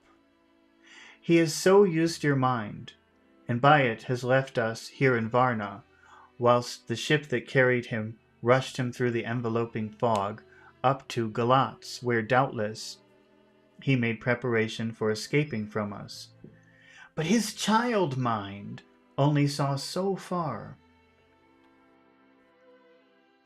And it may be that, as ever in God's providence, the very thing that the evildoer most reckoned on for his selfish good turns out to be his chiefest harm. So reckon means to think. So the evildoer most considered on for his selfish good. So he thought, they're waiting for me in Varna. I'll go to Galatz. And this was a mistake, according to Van Helsing. Maybe we'll see why. It turns out to be his chiefest harm. The hunter is taken in his own snare. As the great psalmist says, "For now that he think he is a free man, every trace of us all, and that he has escaped us with so many hours to him, then his selfish child brain will whisper him to sleep." So the way the professor talks is really annoying, but he's saying, because he thinks he tricked us, he's more relaxed. He's not so careful anymore. And that's to our advantage. He think, too, that as he cut himself off from knowing your mind, there can be no knowledge of him to you. There is where he fail. So the Count has sort of abandoned Mina, and he thinks because he's letting go of her that she no longer has the power to see what he's doing.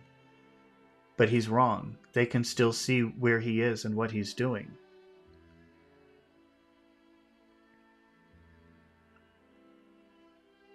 That terrible baptism of blood which he give you makes you free to go...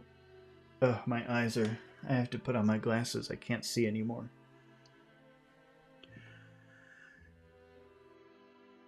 There is where he fail. That terrible baptism of blood which he give you makes you free to go to him in spirit, as you have yet done in your times of freedom, when the sun rise and set.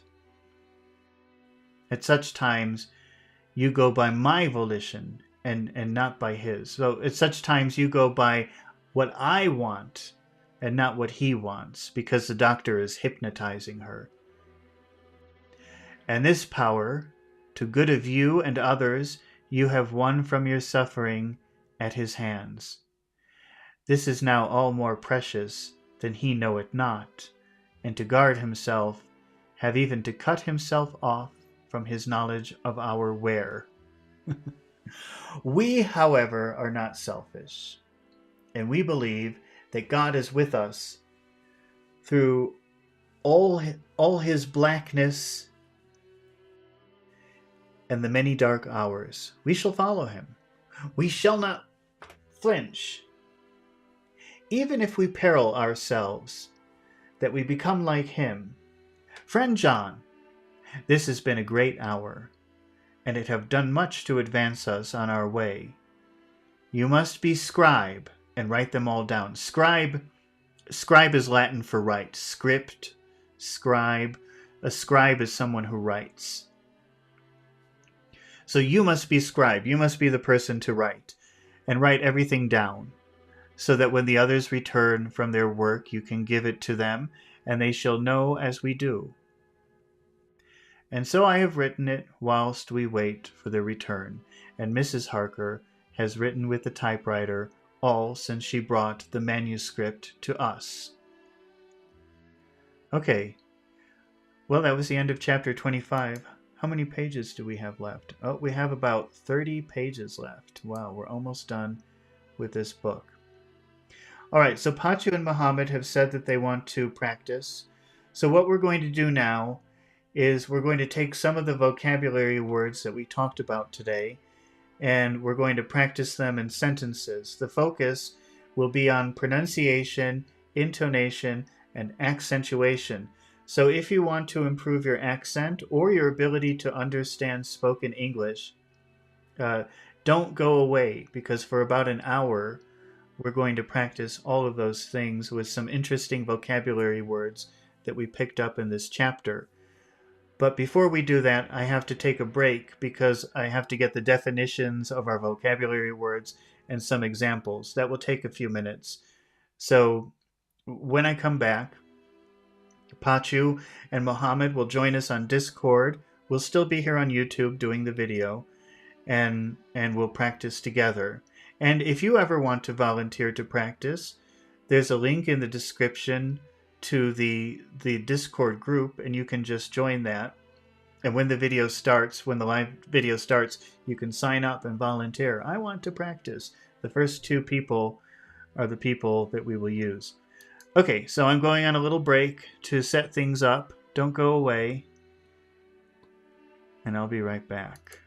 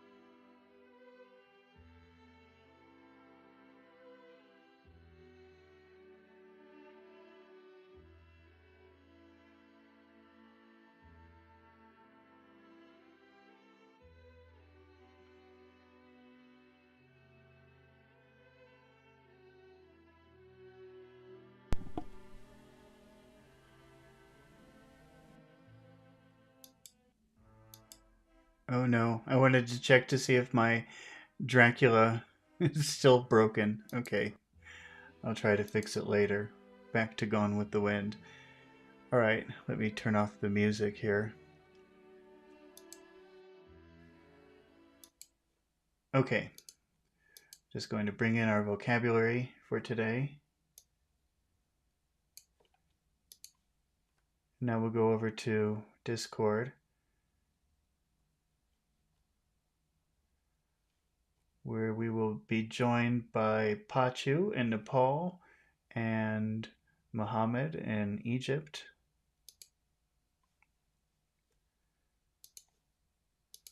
Let's see.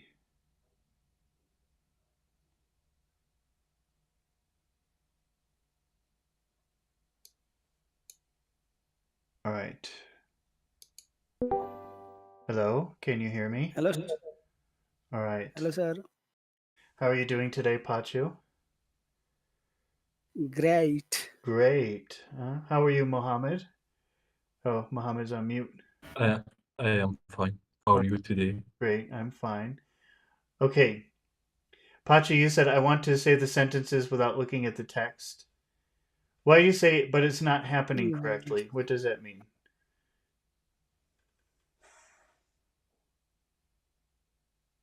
Pachu?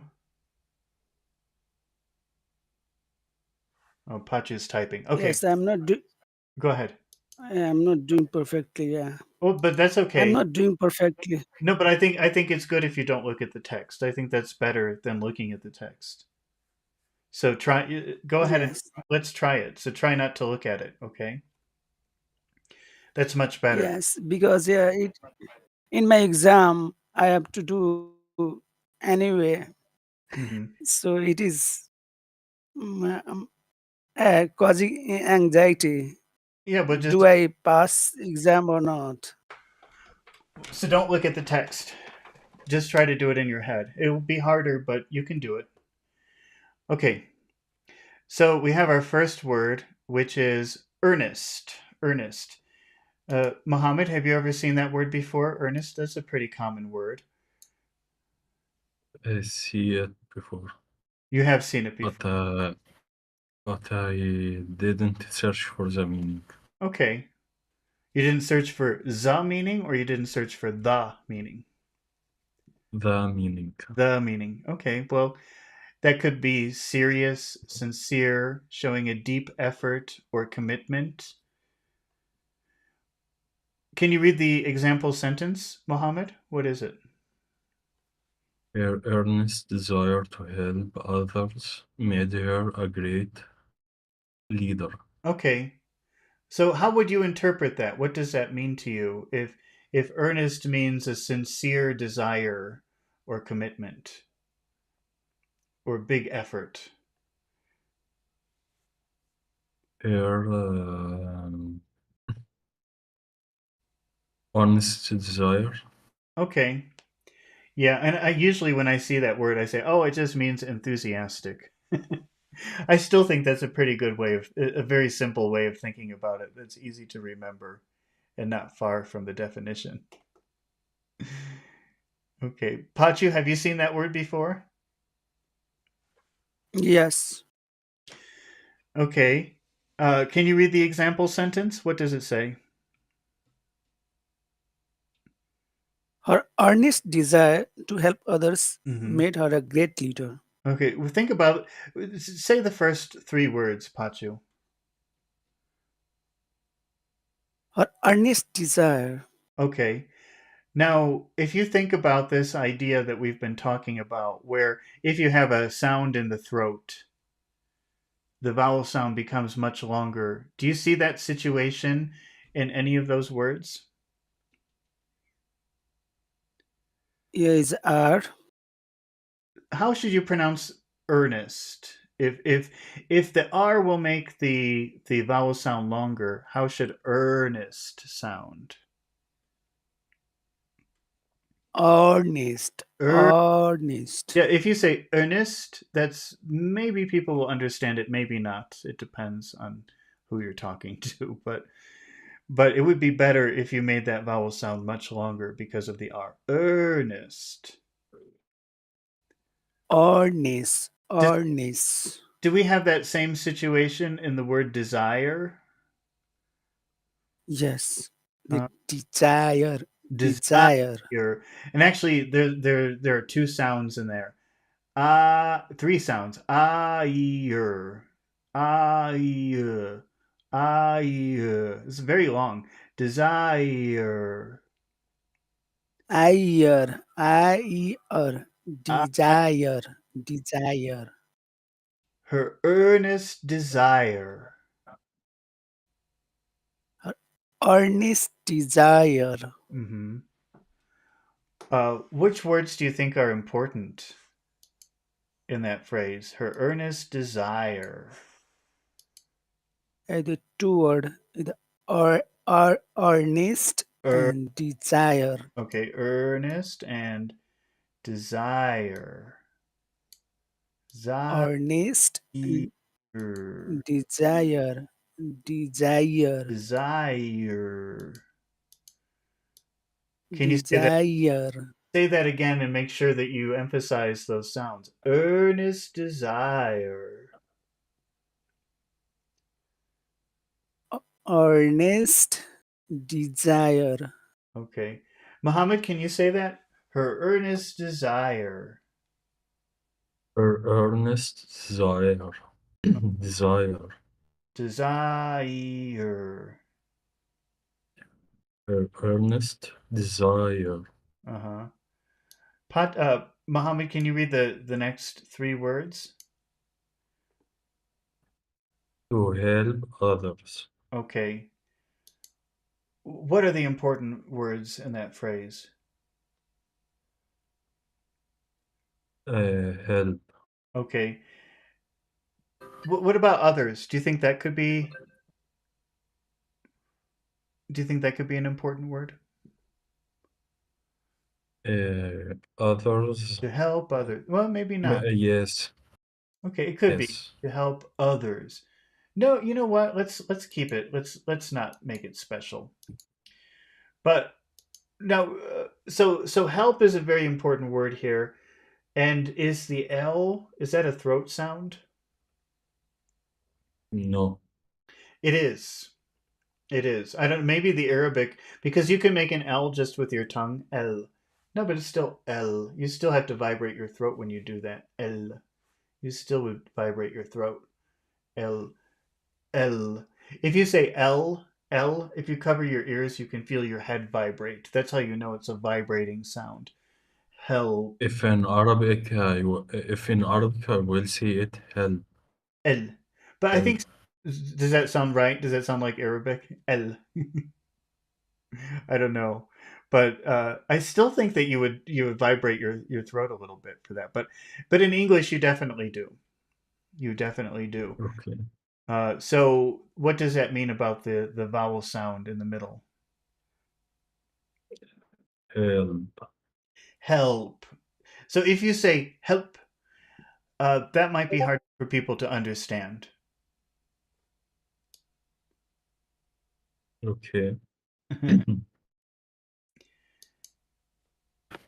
Okay, can you say it again? Say it again. Extend that. Make that a Uh, really long E. Help. help. Help. Help. Her earnest desire to help others. Her earnest desire to help others. Okay, so Pachu, don't look. I'll help you. I'll say the phrase for you one time. Her earnest desire to help others. Her earnest desire to help others. But okay, but don't forget to make earnest long and desire long and help long. They're long sounds. Okay. So her earnest desire to help others. Earnest Earnest desire. desire. Earnest desire. Earnest desire. No, not earnest. Earnest desire. Earnest desire, to help. help, Her earnest desire to help others. her earnest desire to help others. Okay. And now we have our next phrase, which is so because you're not looking, Pachu, I'm going to read it for you. Okay. Yes, yes. Made her a. Made her a. Made her a. Can you say those words? Made Go ahead. Uh oh. I think there's a problem with your sound. made,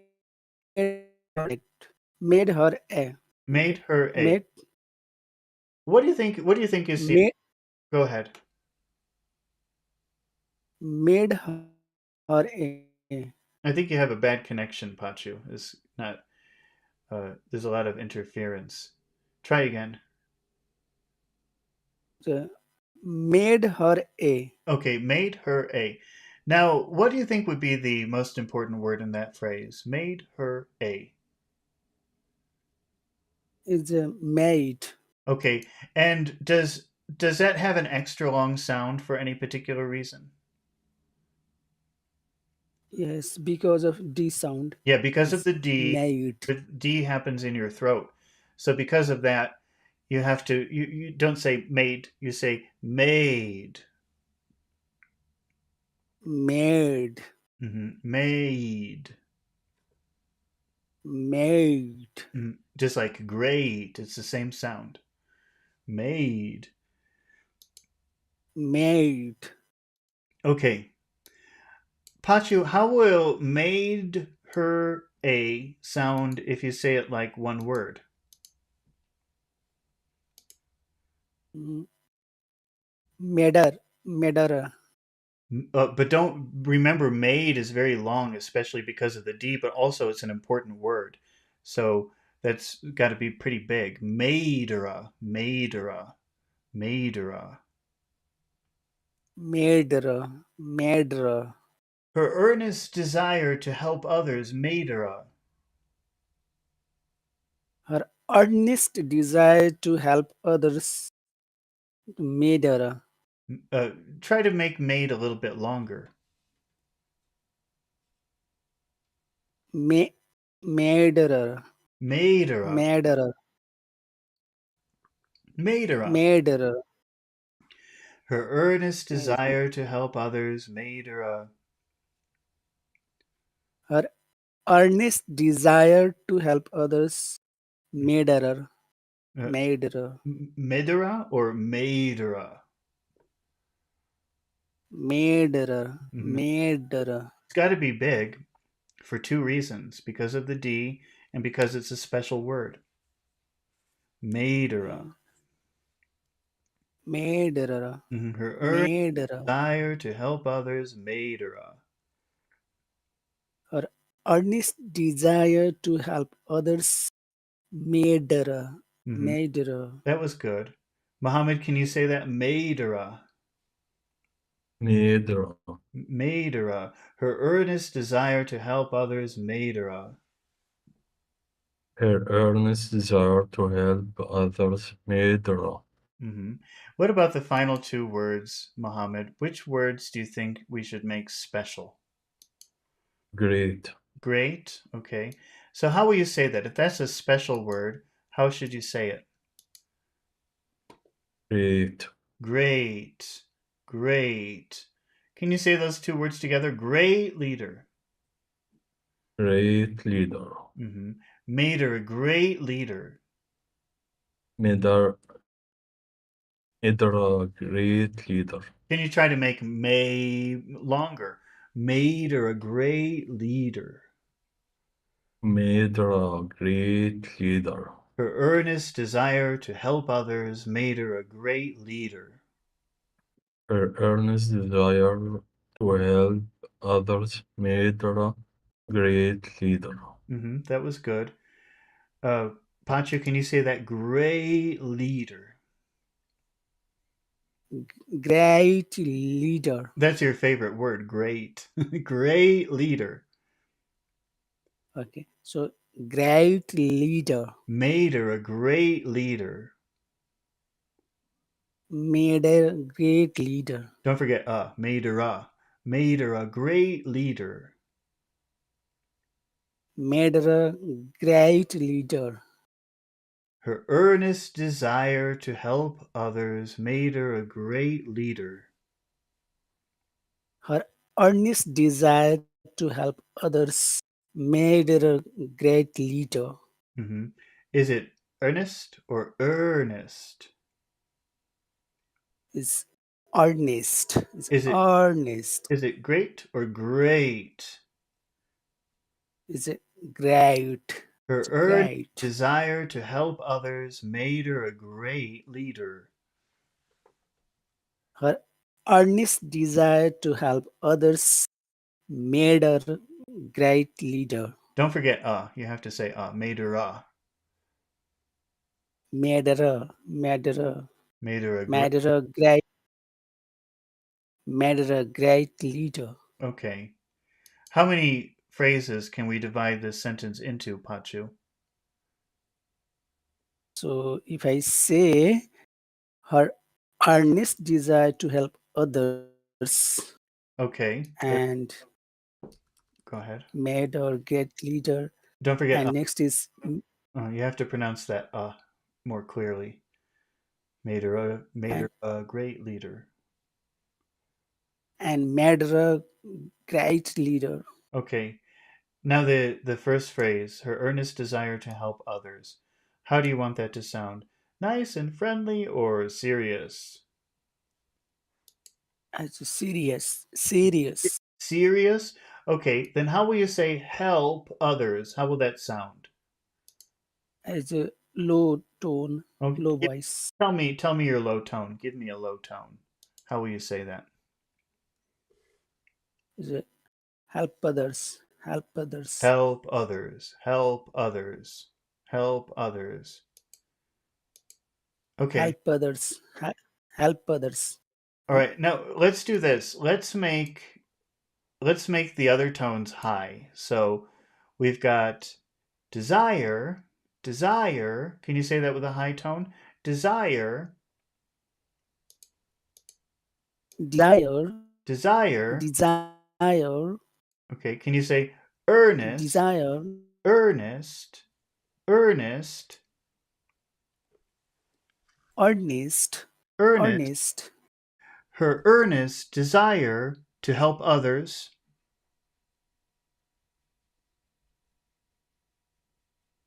Her earnest desire to help others. Okay, but we're going to keep it low at the end. Help others. So her earnest desire to help others. Her earnest desire to to help to help others. Okay. Mohammed, can you say help others in a low tone? Her earnest desire to help others. Her earnest desire to help others. Her earnest desire to help others. Now, what do you think about that final phrase, made her a great leader? Do you want that to sound nice and friendly, or do you want it to sound serious? Nice and friendly. Okay, so how will you say the final part of the phrase? How would you want to say great leader? Great leader. You, High tone. yeah, but of course we still have to finish low because most phrases finish low. So we'll say great leader. Great leader. Oh, I did something wrong here.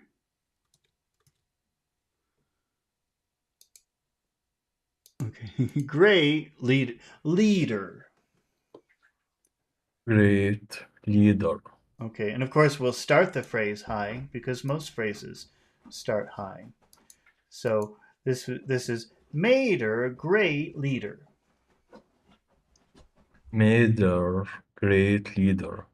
Her earnest desire to help others made her a great leader. Her earnest desire to help others made her a great leader. Pachu, can you say that final phrase? Start high and make it sound friendly by keeping the high tone up until the very end. Made her a great leader. You just go down at the end with der.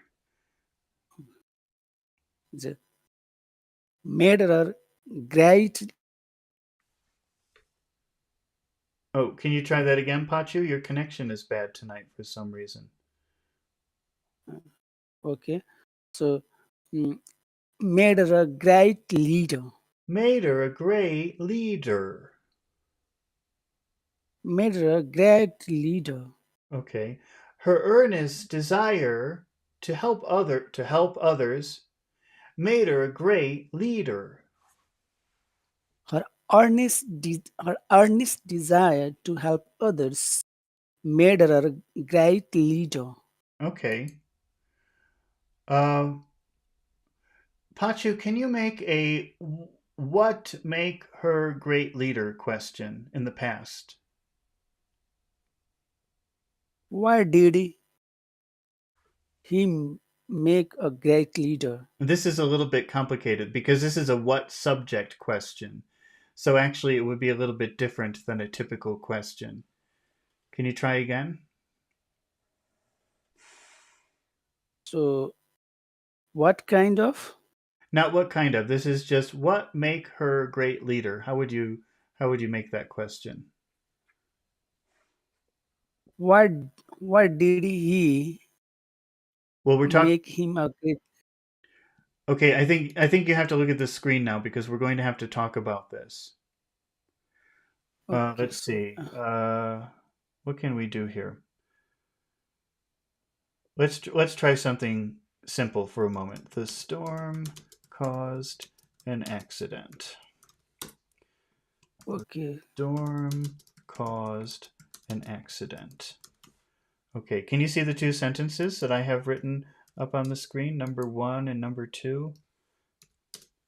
Let me see if yes, let me refocus this. Okay. Now, in this is a very simple sentence, and there's a subject and an object. Can you identify the subject for me? What is the subject? yeah. So this storm, Okay, the storm is the subject. I'll make that red. Okay, so just so we can see. So the storm is the subject. What is the object in this sentence? an accident, That's right. Okay. These can both be what's. Okay. So we can talk about what was the cause, or we can talk about what was the result. Does that make sense?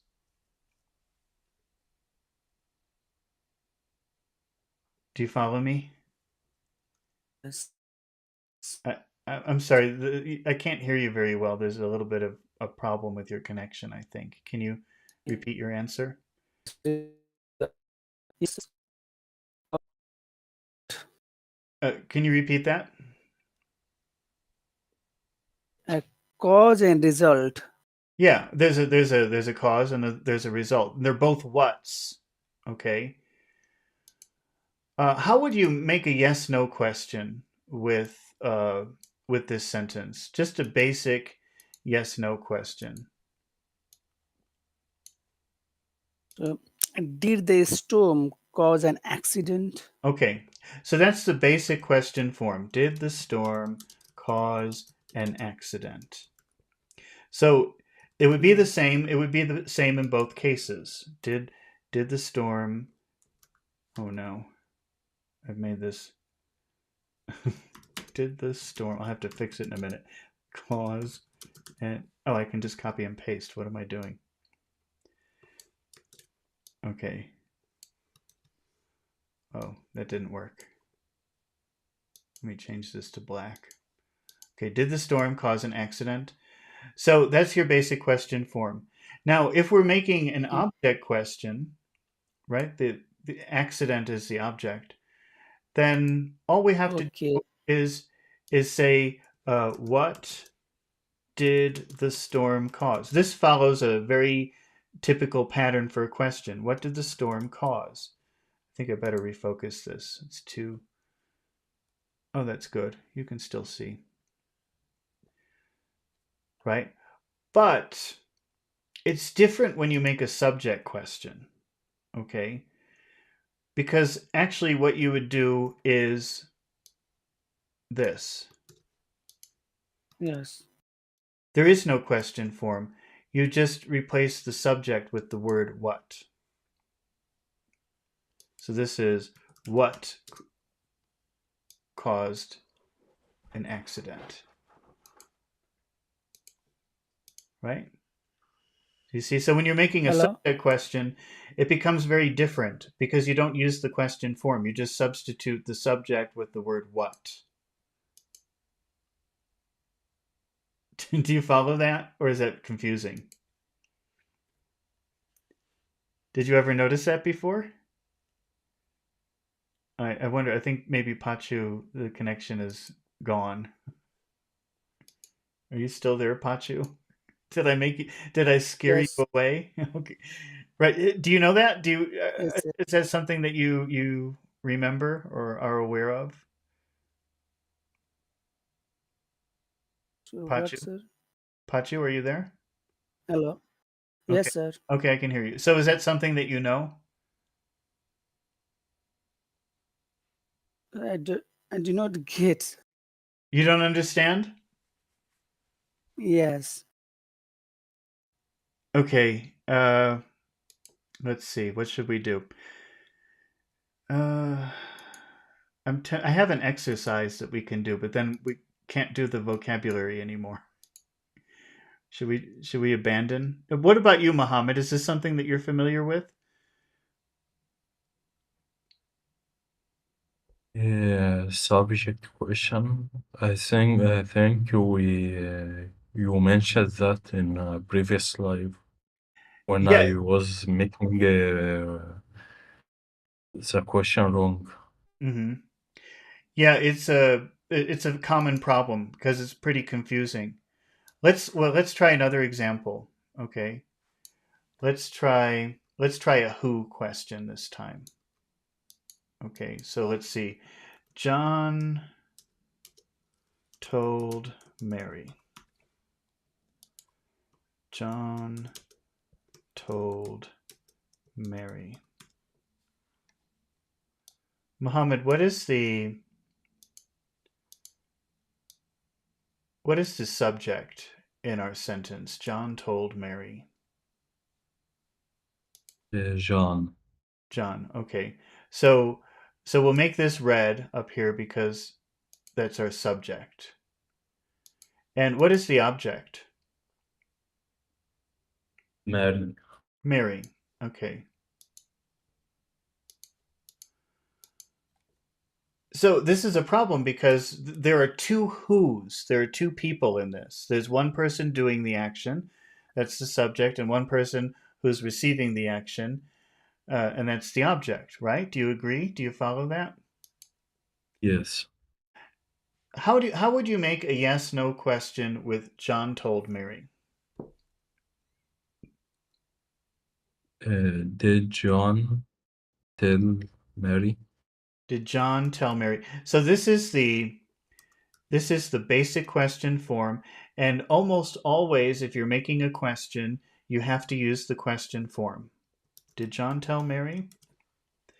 Okay, so it's the same for both of these. Did John tell Mary? But when you get to make a who question, it's very different because if you're making an object question, if we want to know who is receiving, Mohammed, can you make a who is receiving question? Did Mary was told by John?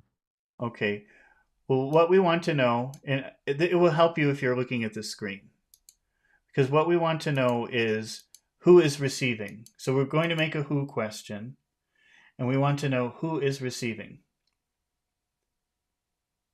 Who was told? by John. Can you see the screen? Do you see the screen? Yes, did John tell Mary? Okay. Did John tell Mary? Do you see the bottom one where I put Mary is almost disappeared? Yes. Okay. Now we have to use our question form here. Did John tell? Okay, and we just put who in front. Who did John tell? Or you can say whom if you want. Whom did John tell? I'll just say who. Who did John tell? Right? Does that look like a good Right. question to you? Do you agree? Who, who did John tell? Does that make sense to you? Uh, Do you understand what we just did? y- yes. Okay, Pachu, do you understand what we just did? Yes, Okay, yes. and we're Okay. following the question rules because when you make an object question, you follow the question rules. You make the question form. Okay, is that clear? Yes, Okay, but if you're making a subject question, it's different. Okay, so when you're making a subject question, it's very easy, but it's different. If you're making a subject question, you just substitute the word who as the subject. yes, Do you understand? yes. You see the difference? How do you make so Pachi, what is the subject question? How would you ask a who is doing the action question? The John. No, but tell me the question. Ask the question. Who told Mary? Right. So you're not using the question form. You're just substituting the subject with the word who. Is that pretty clear?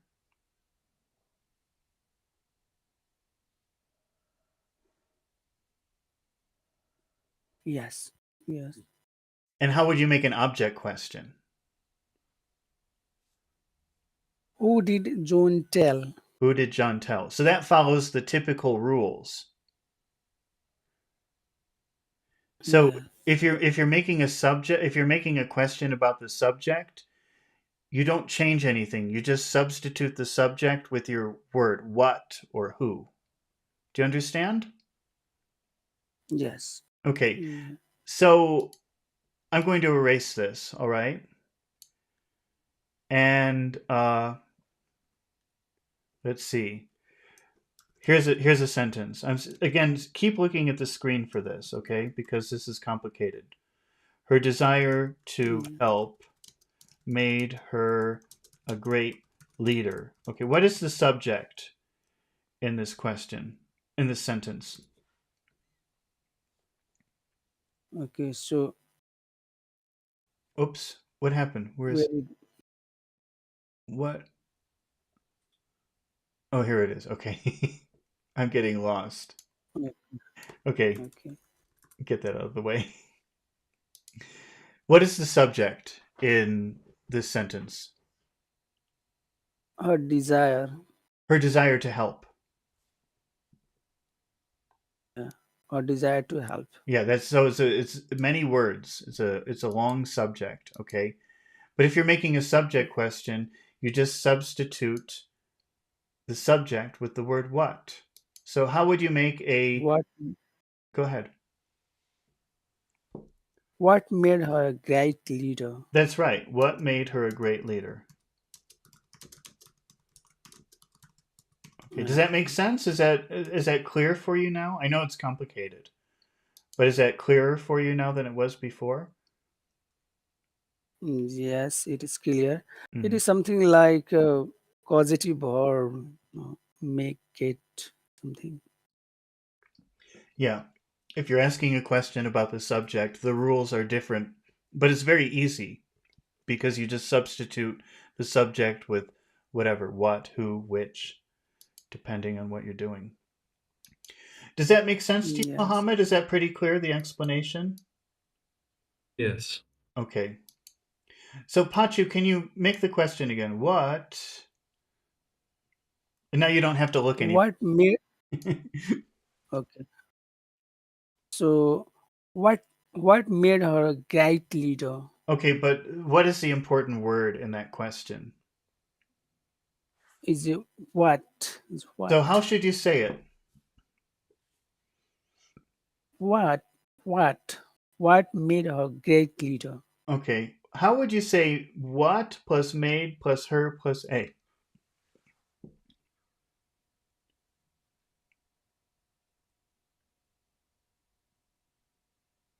What?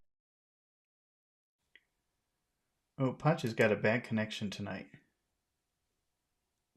Hello? Try again. Hello, sir. Try again. What made her? What What ma- made her? what made her? What made her? What made her? What made her? Do the whole question. What made her a great leader? What made her a great leader? Mm-hmm. Mohammed, can you say that question? What made her great leader? What made her? What made her? What made her great leader? May try to pronounce both sounds in made. Made. What made her great leader? What made her a great leader? What made her a great leader? And what is the answer, Mohammed? Her desire to help made her a great leader. Yeah, her earnest desire to help others made her a great leader. Her earnest desire to help others made her a great leader. Pachu, what made her a great leader? Her earnest desire to help others made her a great leader. Okay, her earnest desire to help others made her a great leader. And since Pachu doesn't want Uh, to, Pachu wants to practice doing this all in his head, so we'll make Mohammed read all the example sentences. yes, yes. Okay, probably I guess probably you have not seen this next word, which is hodgepodge. That's a funny word. Hodgepodge. Have you seen that before, No, Mohammed? no. That's a funny word. That means like a mix of things, a strange mix of things. I wonder I wonder what kind of pictures we could find if I look for pictures of hodgepodge on the internet. Let's see what we get. Hodgepodge. Well, this is funny. Okay, I'm going to Pachu. You can look because I'm going to show you pictures. Yeah, okay, okay, sir. And the thing that they show is a mix of food, like all different kinds of food. I see shrimp and peas and carrots, just everything mixed together. A weird mix, a crazy mix of things. That's what a hodgepodge is. Okay, And it kind of means like yeah, disorganized. There's no way you can classify it. See, look at this hodgepodge of yeah, tools. It's just a big messy mix of things. Does that make sense? yes. Very common word. Yeah, Yeah, this is a fun word. hotspots. Hodgepodge. Okay. Mohammed, can you read the example sentence? The box contained a hodgepodge of old photos and toys. Okay. Photos and toys. Photos and toys. So what do you imagine? What do you picture in your mind when you think of a box with a hodgepodge of old photos and toys? Random things. Yeah, that's a good word. Random. Random. Very random. Okay. And that word hodgepodge, would that have like long vowel sounds for any special region for any special reason? Hodge. First syllable. Hodgepodge. Okay, but the all of the vowels did are they long for any special reason? In Hodge. Are there throat sounds in there? Are there sounds that happen in your throat in that word? N- No. I think T. there are. J, j. If you say j and you cover your ears, you'll feel your whole head vibrate. J, j. That's a sound that happens. Yeah. I thought it takes only one letter in front of it, like the D only. Well, you know that j is like ch. See, ch you push out, and it's like a T, but j you swallow. J. Yes. So that makes the ah much longer. Hodgepodge. Hodgepodge. hmm Mohammed, can you say the first four words of that phrase? The box contained a Okay. What do you think would be the important words in that phrase? box. Okay. Anything else? No. What about contained? Could we do contained? The box contained a. hmm Okay. Yeah, so let's do contained also. Let's be more generous with our special words. The box contained a. The box contained a. Okay. And what did you say about? Okay, can you say that again? The box contained a. The box contained a. Pachu, can you say that? The box contained a. The box contained a Okay, is it contained a or contained a? contained a The box contained a. contained a. The box contained a hmm And what about? I'll tell you the next few words. Okay, which is hodgepodge of old photos. Hodgepodge of old photos. Can you say those four words? hodgepodge of old photos What do you suppose would be the special words in that phrase? is a hodgepodge. Okay, and which part of that word would get the attention? Hodge or podge? Is a hodgepodge podge hodgepodge. Well, you know, when you have two, these are not really, don't really seem like real words, but when you have two words together, what happens usually? Yeah, it's a hodge. The Yeah, hodge. hodgepodge. Hodgepodge. Yeah, First word gets the attention. Hodgepodge. yeah, it's hodgepodge. How would you say hodgepodge of in a phrase? How would that sound? So a hodgepodge of A hodgepodge hodgepodge of of. A hodgepodge of. A hodgepodge of. hodgepodge of The. hodgepodge of. hmm What about old photos? Do those words get attention? Yes, it's old. It's Okay. old. Old photos. What about photos? Should that It's get attention, do you think? yes. It's Okay. old photos. Old photos. I don't know. I mean, I guess you could or you couldn't. It's sometimes it's hard to tell when you should or shouldn't do that. Let's do it. Yes. Okay. So can you say the box contained a? The box contained The box contained a hodgepodge. the box contained a hodgepodge. The box contained a hodgepodge of old photos. The box contained a hodgepodge of old photos. Say it again. The box contained a hodgepodge of old photos. Photos or photos? The photos. The photos. The box contained a hodgepodge of old photos. The box contained a hodgepodge of old photos. Mohammed? Old photos. Mohammed, can you say that? The box contained a hodgepodge of old photos. The box contained a hodgepodge old photos Okay. And Mohammed, the final two words, are there any important words there?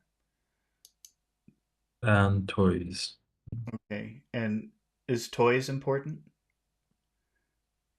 Maybe yes. Yeah, I think so. I think we better give that some attention. So, and toys.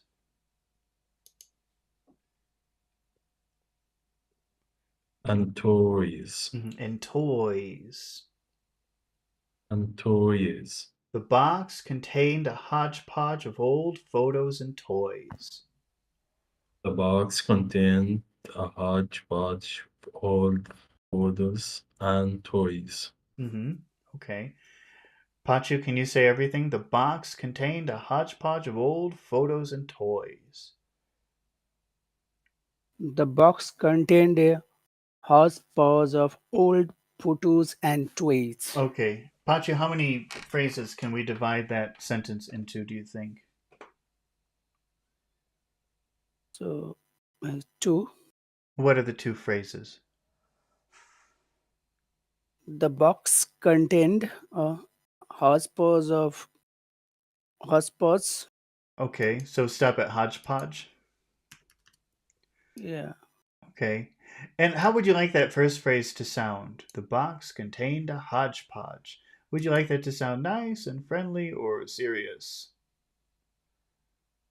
either serious, Se- serious, serious?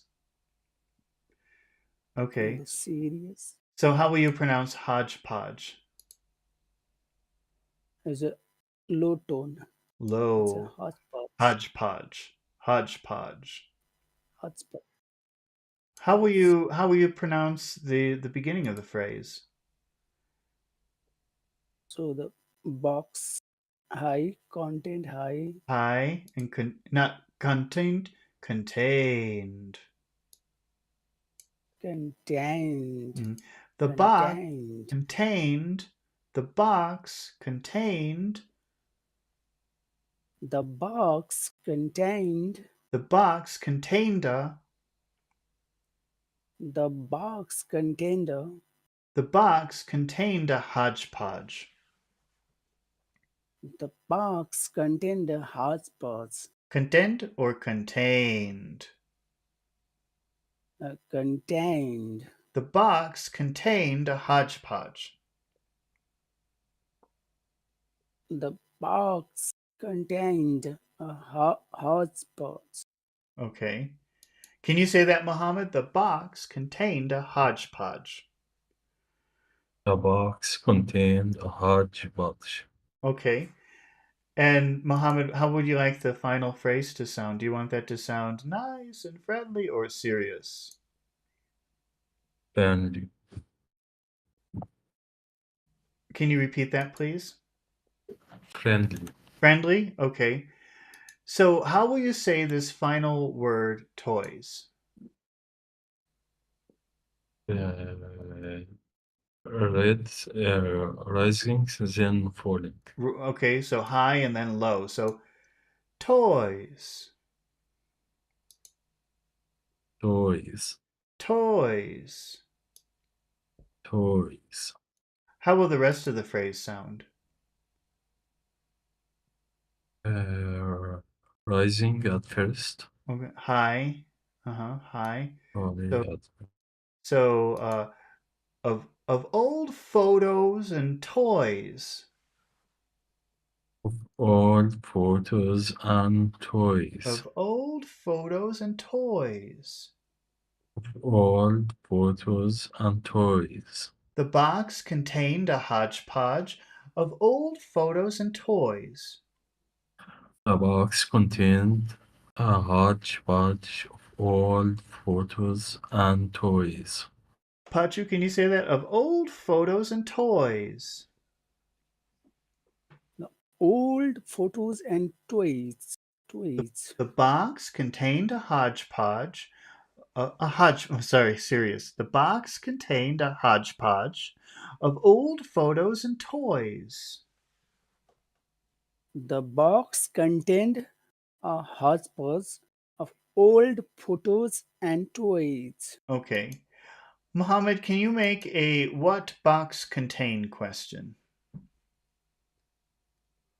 What did the box contain? The box or the box? The box. Again. What did the box contain? Okay. What did the box contain? What is your most important word in your question? What? What? How should you say it if it's an important word? What? What? Make the vowel sound longer. What? What? How would you say what plus did plus the? What did the? What did the? What did the? What did the? What did the? What did the box contain? What did the box contain? Pachu, can you say that? What did the box contain? What did the box contain? Okay. What is the answer, Pachu? The box contained a hodgepodge of old photos and toys. The box contained a hodgepodge of old photos and toys. The box contained a hodgepodge of old photos and toys. Mohammed, what did the box contain? The box contained a hodgepodge of old photos and toys. Okay. Now let's move on to our next vocabulary word, which is travesty. Travesty. Have you seen that word before, Mohammed? No. Okay, well it kind of means like a bad joke. A really bad joke. Okay. So like really, I mean, according to the definition here, it's a poor imitation, an absurd means something that you laugh at. An imitation that you laugh at, something that mocks or misrepresents. A very common phrase would be a travesty of justice. So people will say that when they feel like something happens that's unfair, like a judge makes a very bad decision.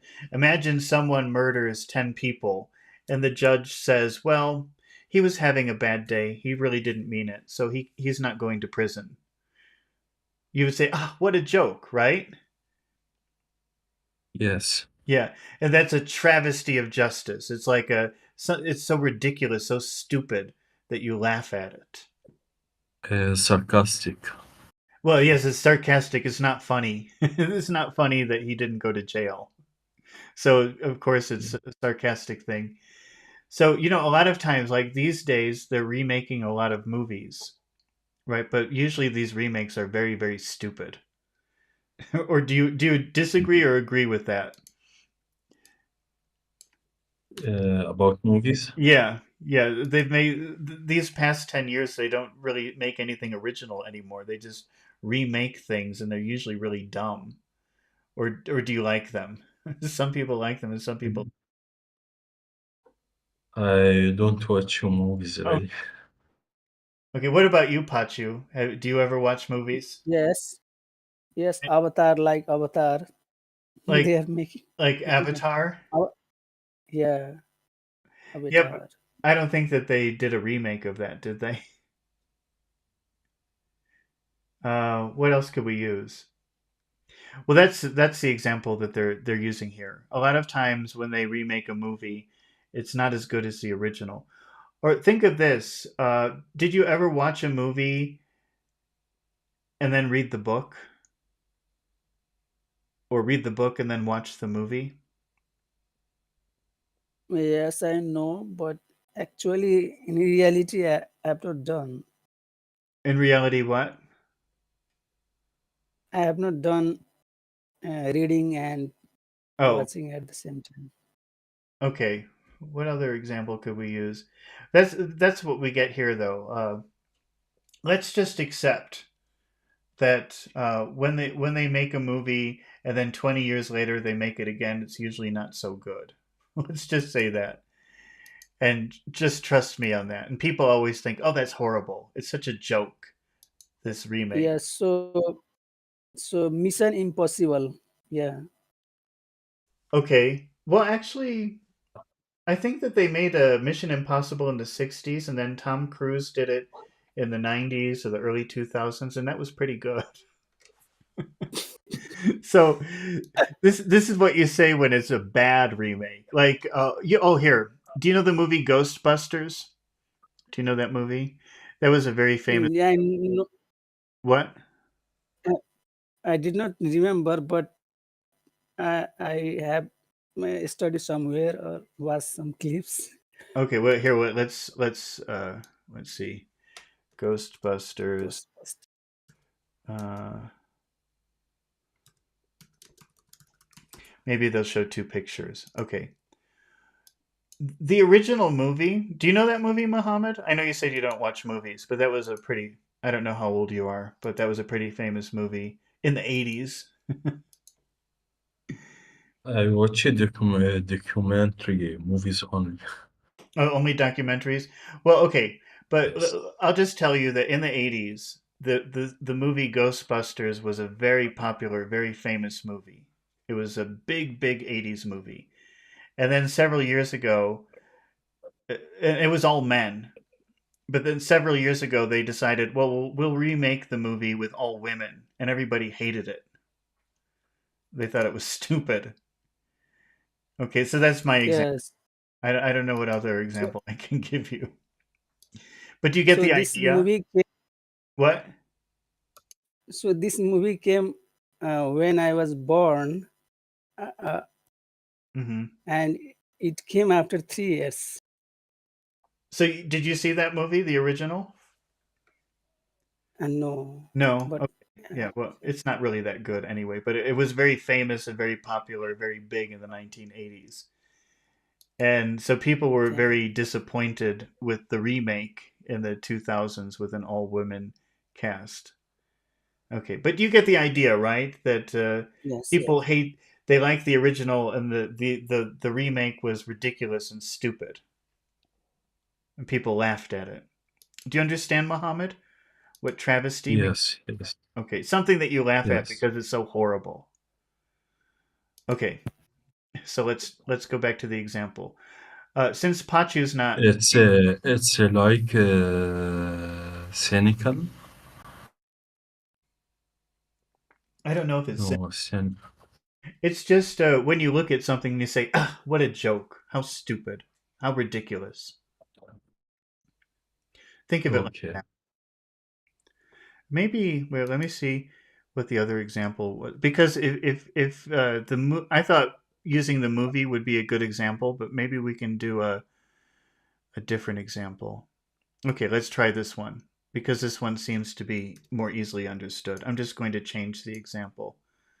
I thought film would be the best example, but I guess not. Okay. Can you read my new example? I got it. The unfair trial was a travesty of justice. Okay, what does that mean? The unfair trial was a travesty of justice. Like the judge was not fair in his sentence. In his decision. Oh, Yeah, yes, everybody in said, his decision. "Oh, that's ridiculous. What, how stupid." Almost so much that you could laugh at it. Like serial killers don't go to prison, they go to hospital Yeah. Yeah, instead well, of prison. some people might consider that. Mental hospital. Yeah, some people might consider that to be a travesty of justice. That's true. Okay, that's the idea. All right. Read this sentence again, Mohammed. The unfair trial was a travesty of justice. Okay, now I'm just going to pronounce this word here, and I want you to pay attention to all of the sounds in the middle of that word. Trial.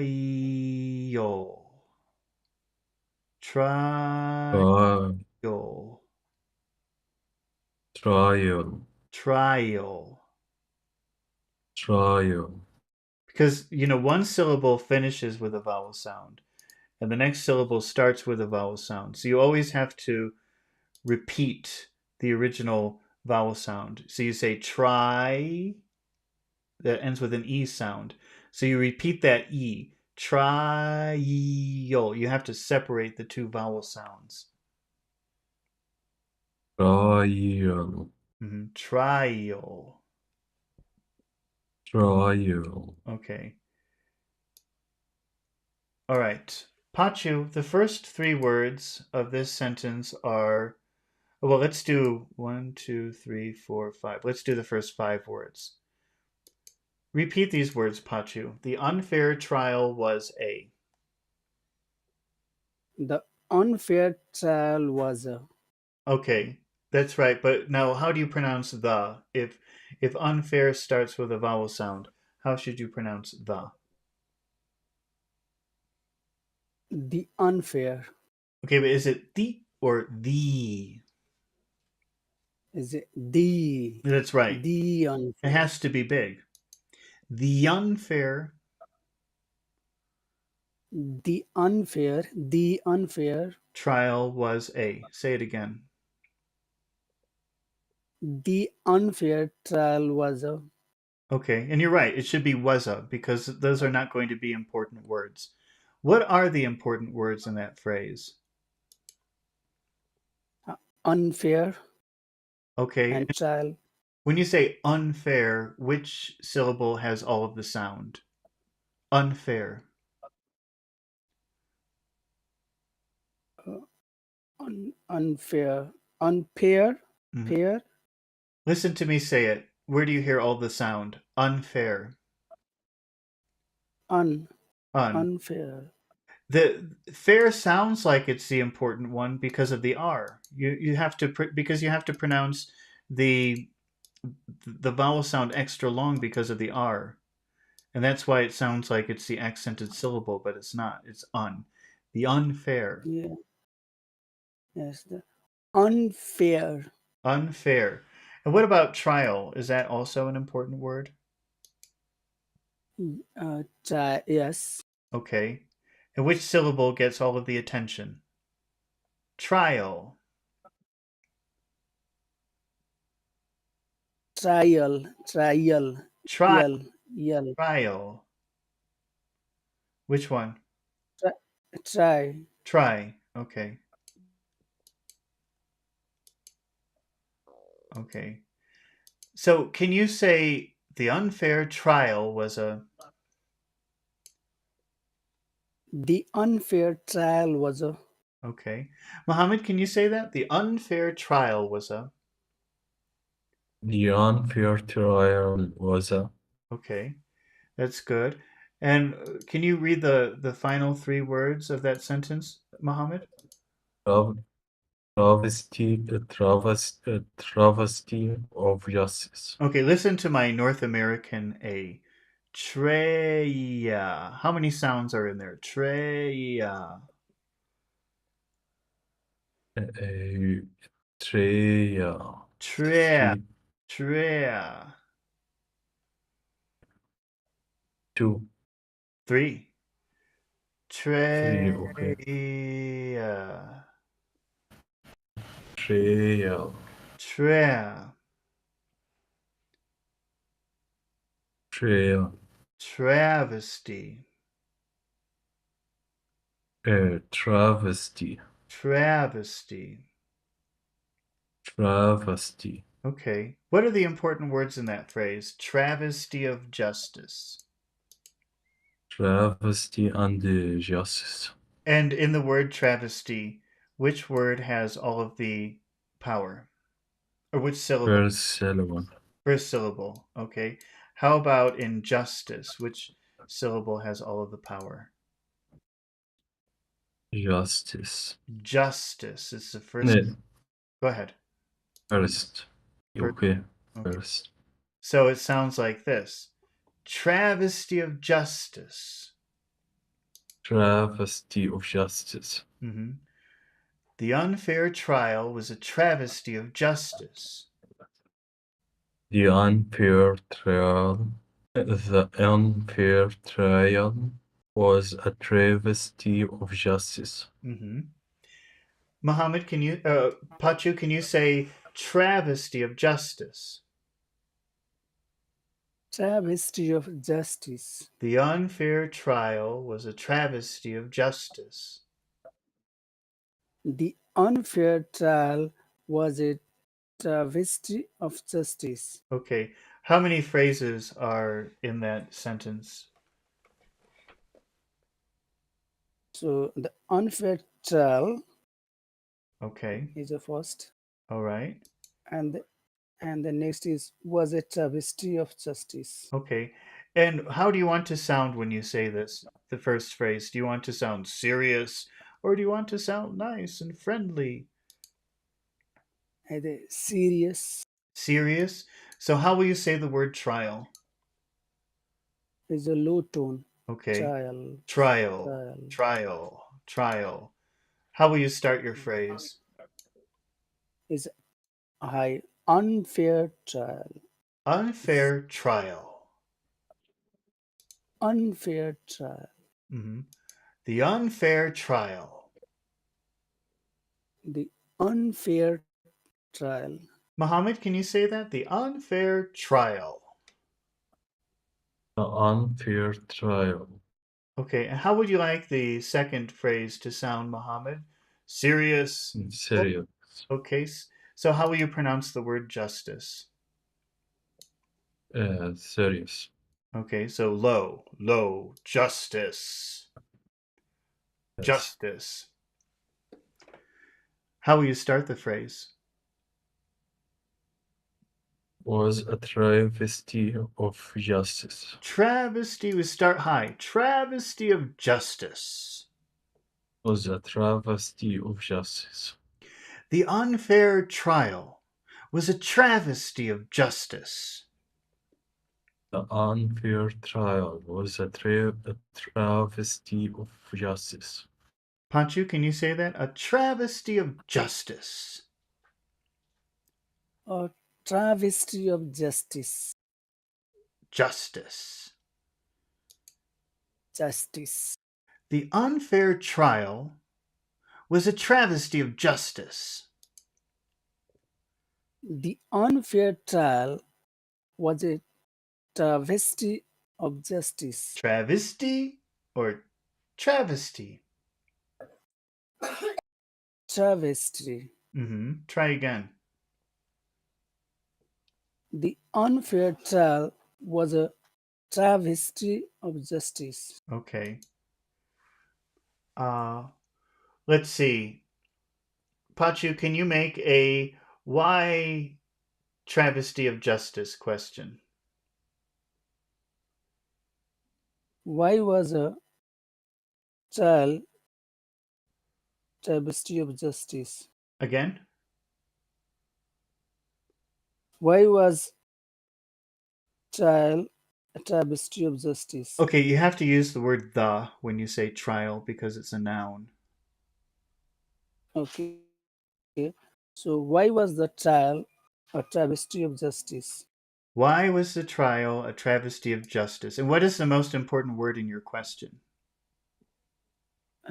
Why? So it should be longer and bigger. Why? Why? How would you say why plus was plus the? Why was the? Why was the? Why was the? Why was the? Why was the? Why was the trial? Why was the trial? Why was the trial a travesty of justice?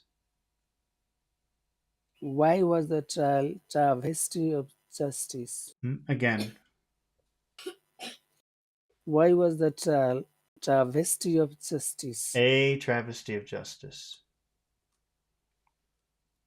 travesty of justice? Again, Why was the trial travesty of you're justice? forgetting the word a. You have in front of a noun, you have to always put a or the if it's countable and singular, or something like that. It doesn't have to be a or the. It could be many things, but usually a or the. So it's a travesty of justice, not travesty of justice. You have to say a. Yes. Okay.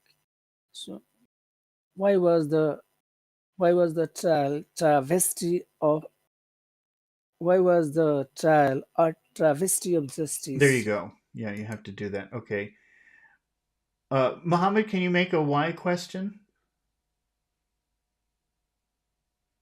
Why it was a travesty of justice. You can say it if you want, but you have to use the question form. Why did it was a travesty of justice? Uh, I'm going to write your original question. Why it was a travesty of justice. This is actually not a question. This is a sentence. It's a statement. You have to use the question form. Can you fix that? How do you make a question with was? Why was it? Yeah, that's right. Not does. Because But I see people say it like this. Why it was when they are speaking. when what? I see in normal conversation they say it was out making the question first, No, like why no, it was. no. Okay, well, here, let me show you. All right, so this is a question. Let's see. Why it was a travesty of justice pertained to the judges. Well, that I don't want to get too fancy. Uh,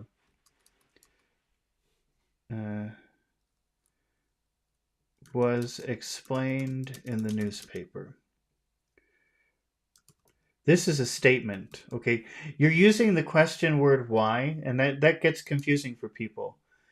You see that question word why and you think it's a question, but this is not asking a question. This is giving an explanation. And it's not a question, it's a sentence. Okay. The thing that makes well, let's put numbers on this. The thing that makes number 1 a question is the position of was.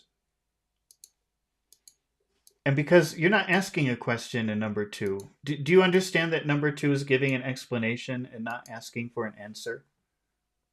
Yes. So it's of course you could see number 2 in many different ways, but it's never for a question unless the person is wrong, unless maybe they're making a mistake. Because if you want an answer, Okay. you have to make the question form. Does that make sense? Is that pretty clear? Yes. Okay. So what is our question? Why was it a travesty of justice? Okay, so if we say why, and what is your most important word in that question? Why? Why? Why was it? Why was it? Why was it a? Why was it a? Why was it a travesty of justice? Why was it a travesty of justice? Okay, and tell me because they sent the serial killer to a hospital. Because they sent the serial killer to a hospital. Okay, tell me the whole thing. It was a travesty of justice because they sent the serial killer to a hospital. It was a travesty of justice because they sent the serial killer to the hospital. The serial killer or the serial killer? The Hmm. the serial killer. Tell me again.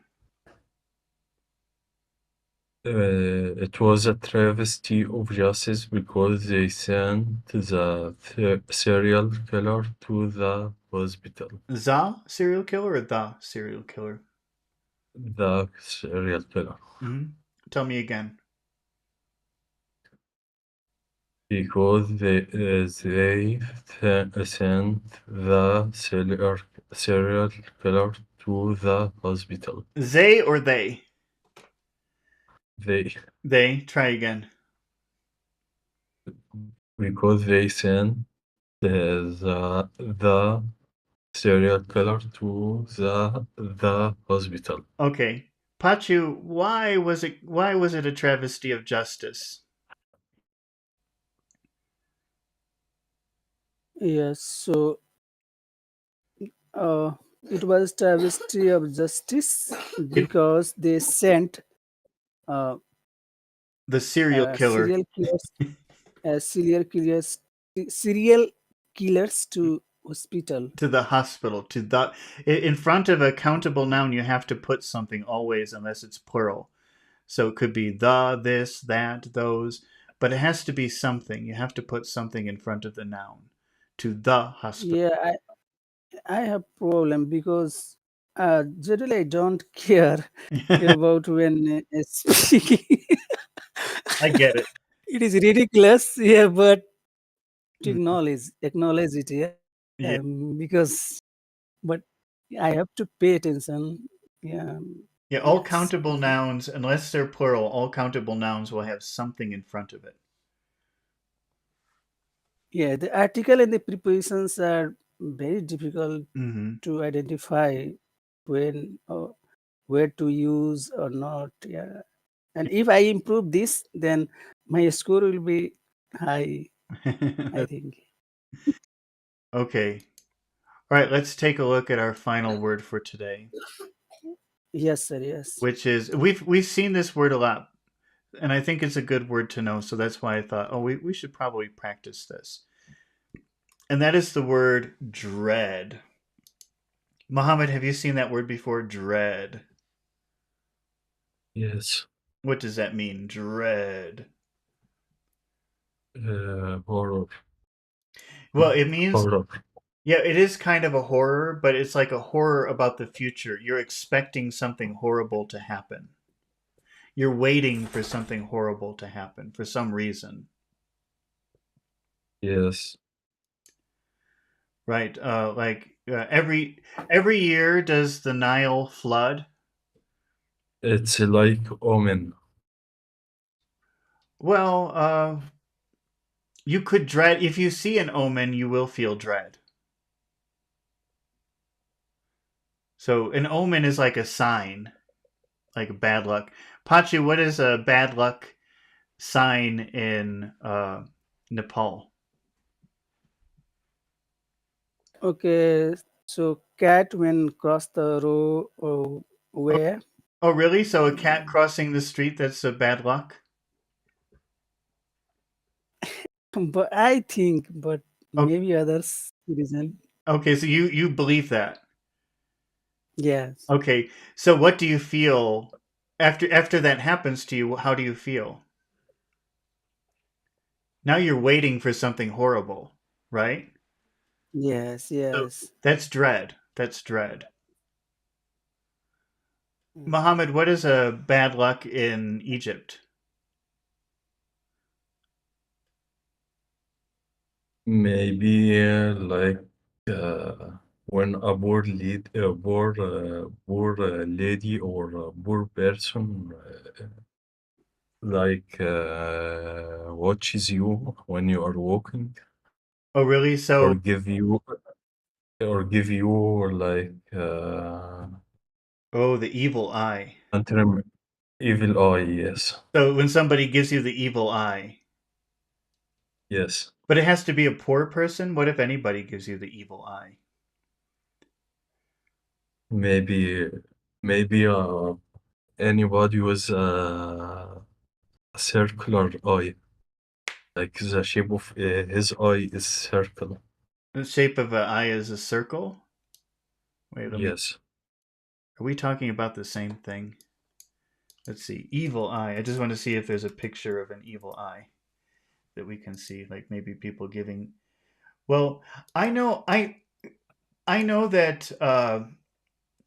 Oh, you because I know that in Egypt or in some Muslim cultures or Arab cultures they have this thing, and when I Google evil eye, I get this thing, and I remember uh, I remember somebody showed this to me. You're talking about this? Or that's protection, right? This is supposed to be protection. No, not this one. Okay, but that's like that's a thing like in is that Egypt or Islam or Arab countries where this is something special? Yes, it's from ancient Egypt. Oh, okay. It's the eye of the solar god. Oh, okay. Wait, giving evil eye. So, but when we're talking about evil eye, is it something like this? Let's see. Did they show any good pictures? Ye- I don't know. Yes, this one from iStock from up. Hmm. Can you go up? Go up. Yes.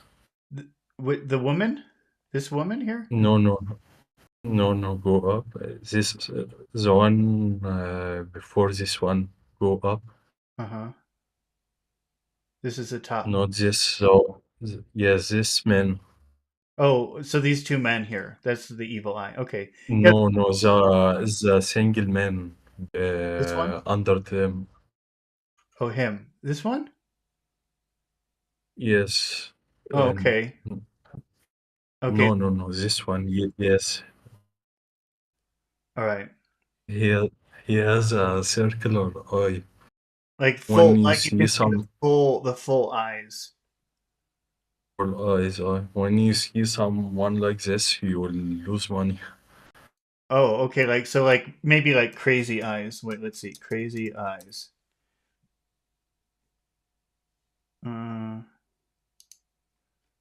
like maybe like this. Yes. Okay. When somebody looks like that, that means they're going to murder you.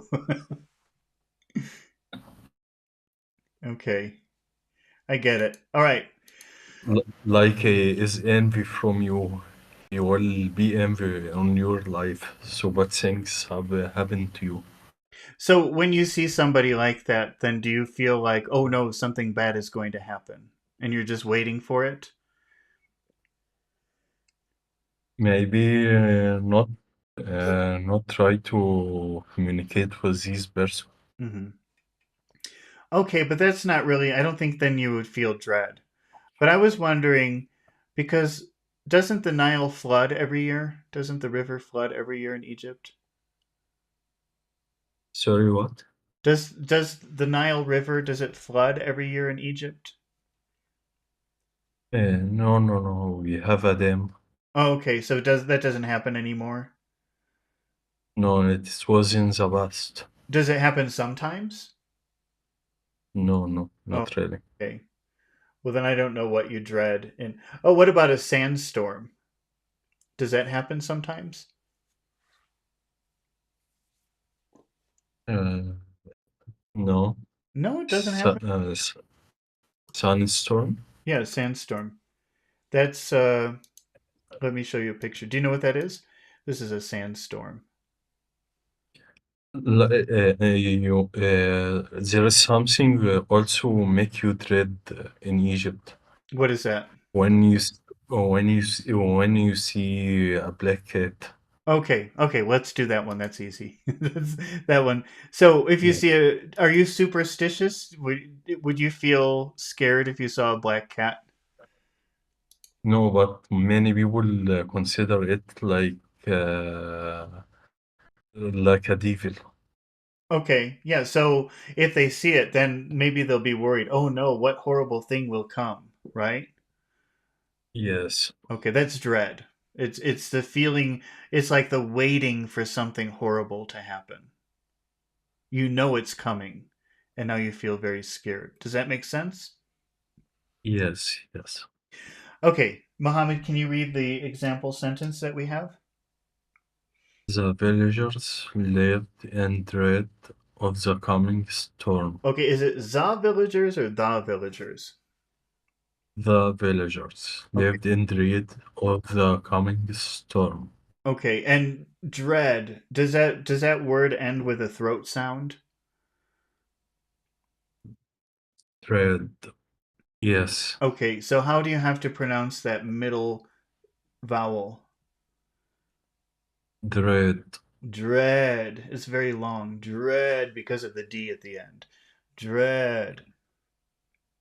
Dread. Okay. Does that sentence make sense to you? What does that mean? The villagers lived in dread of the coming storm. The villagers lived in dread Hmm. of the coming storm. What Yes. what does that mean? Explain it to me. Like they are fearing from, they are worried about their plant Yeah, because of the storm. that's right. They know the storm is coming, and they're afraid of what is going to happen because of the storm. Okay. Yes. Pachu, can you? Oh wait, let's. Pachu's not reading, so let's see. The, the first three words, Muhammad. The villagers lived. What would you suppose would be the most important words in that phrase? Lived. Okay. What about villagers? Do you think that might be an important word also? Yes. Okay. And in that word villagers, which syllable has all of the power? Village. First syllable. Villagers. Villagers. Villagers. First syllable. Yes. Okay. So how would you say those three words together like one word? The villagers lived. The villagers or the villagers? The villagers lived. The villagers lived. Okay. The villagers lived. Mm-hmm. Pachu, can you say that? The villagers lived. The villagers lived. Okay. What about the next two words, Pachu? In dread. Are there any important words? Yes. What is the Right. dread? So Right. how will you say that word dread? Is it right? Dread. It's just it's a very simple sound, but it's just long because of the D. It's eh, eh, Yeah. eh. It's same as great. No, Right. no, it's not the same as great. Great is two sounds. Great is great. It's two sounds. This is just one very simple sound. It's just eh. So dread. Yeah, Dread. but just to make it a little bit longer because of the D. Dread. Okay. So dread. Mhm. Dread. The villagers lived in dread. The villagers lived in dread. How would you add the two words of the to dread? Dread of the. Dread of the. Not dread of the, dread of the, dread of the, Dread of the. dread. Dread of the. The villagers lived in dread of the. The villagers lived in the dread of the. Okay. Muhammad, can you say that? The villagers lived in dread of the. The villagers lived in dread of the Okay, and what are the final two words, Muhammad? com- coming storm. Oh, and are those words important? Yes. Okay. Coming storm. Okay. And in coming, which syllable has all of the power? Coming. First syllable. The first syllable. Okay. Coming. Coming. Coming. Coming. Coming. Storm. Storm. Storm. Storm. Oh. Oh. Three sounds in there. Storm. Storm. Coming storm. Coming storm. The villagers lived in dread of the coming storm. The villagers lived in dread of coming storm. Of the two words of the Dread of the. Dread of the The coming storm. dread of the coming storm. Dread of the coming storm. The villagers lived in dread of the coming storm. The villagers lived in dread of the coming storm. Pachu, can you say that? Coming storm. The coming storm.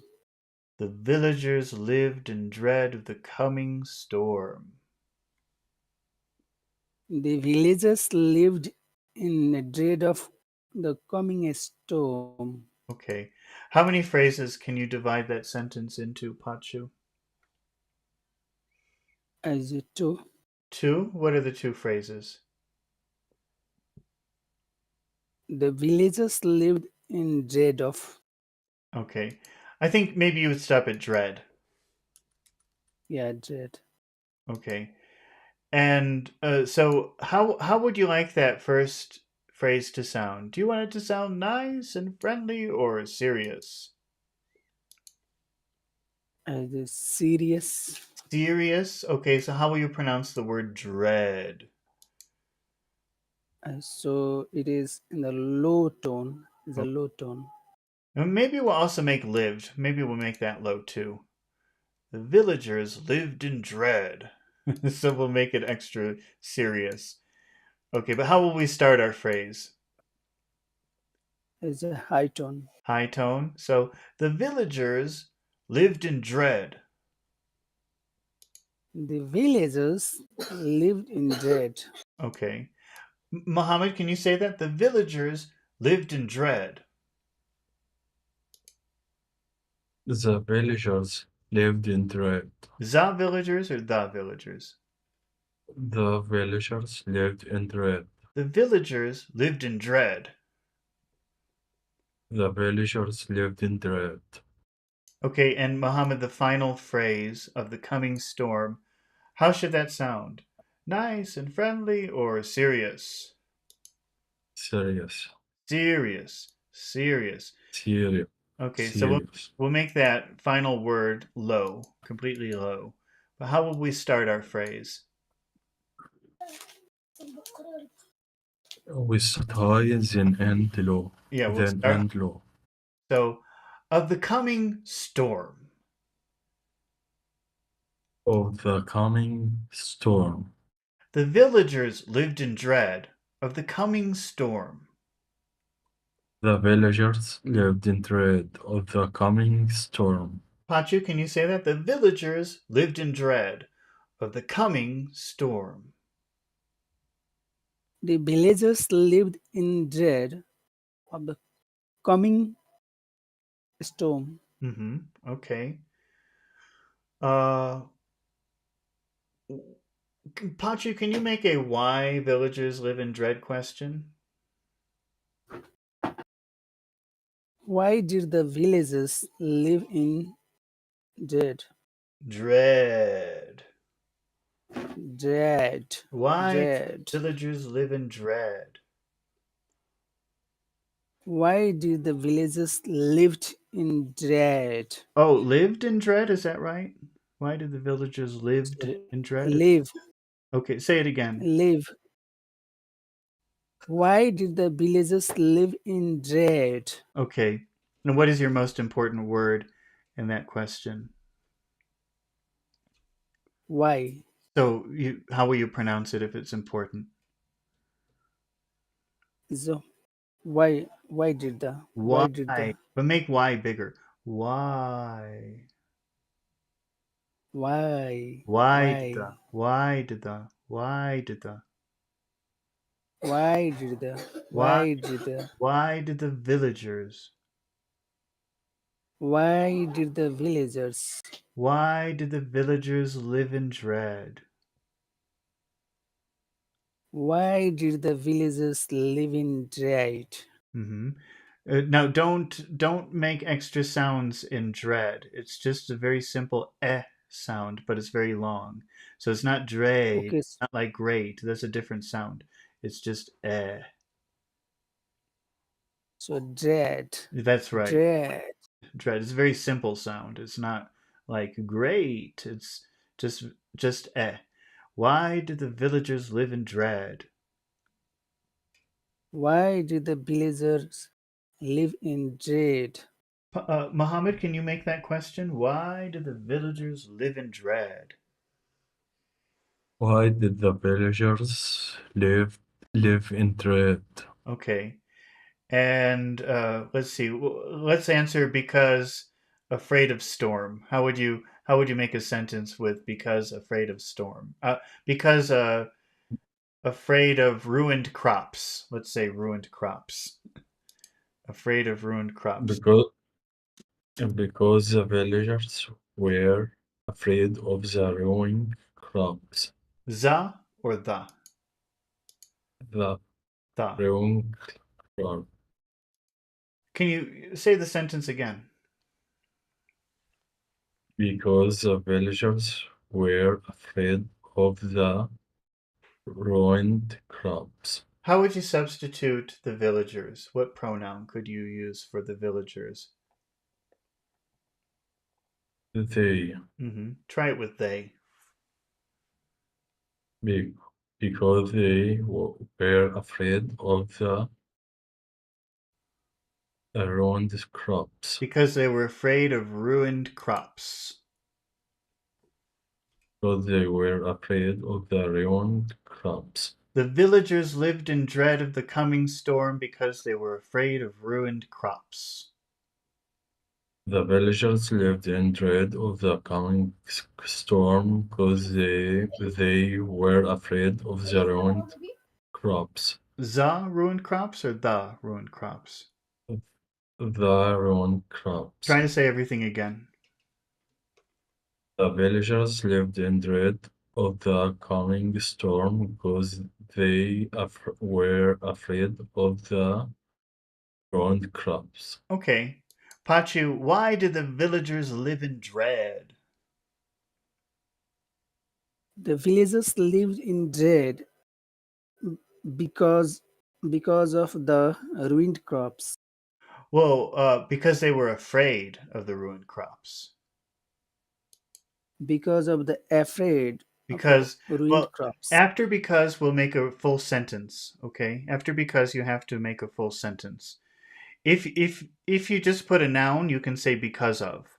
But if you say because, you have to put a full sentence. You can't just put a noun. So they were afraid. Because let's say this, because they were afraid. Because they were afraid. Because they were afraid of ruined crops. Because they were afraid of ruined crops. Is it afraid or afraid? Afraid. Because Afraid. they were afraid of ruined crops. Because they were afraid of ruined crops. The villagers lived in dread of the coming storm because they were afraid of ruined crops. The villagers lived in dread because they Because were listen. Because they were. Because they were. Because they were. Because they were. because they were because they were Because they were afraid. because they were afraid.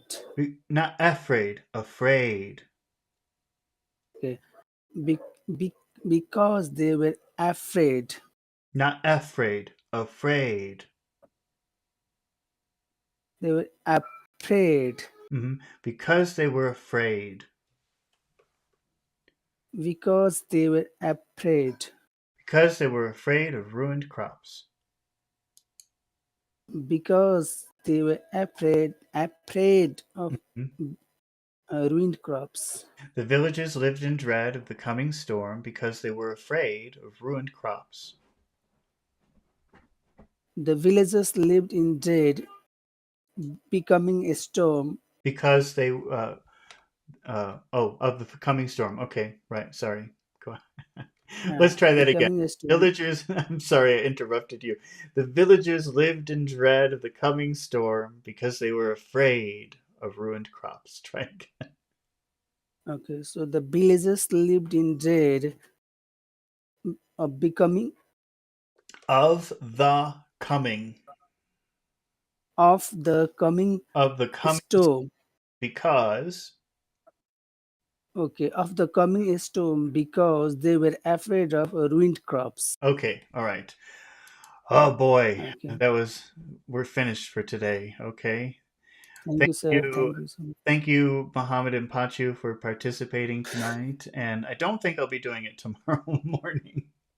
So don't look for me Okay, tomorrow. But thank you, everybody, for watching. Thank you for your comments and questions. If you ever want to volunteer and participate, just click on the link for the in the description to my Discord group, and you can volunteer sometime. All right. Good night, everybody. Thank you very much, and goodbye. thank you, thank you. Bye. Goodbye.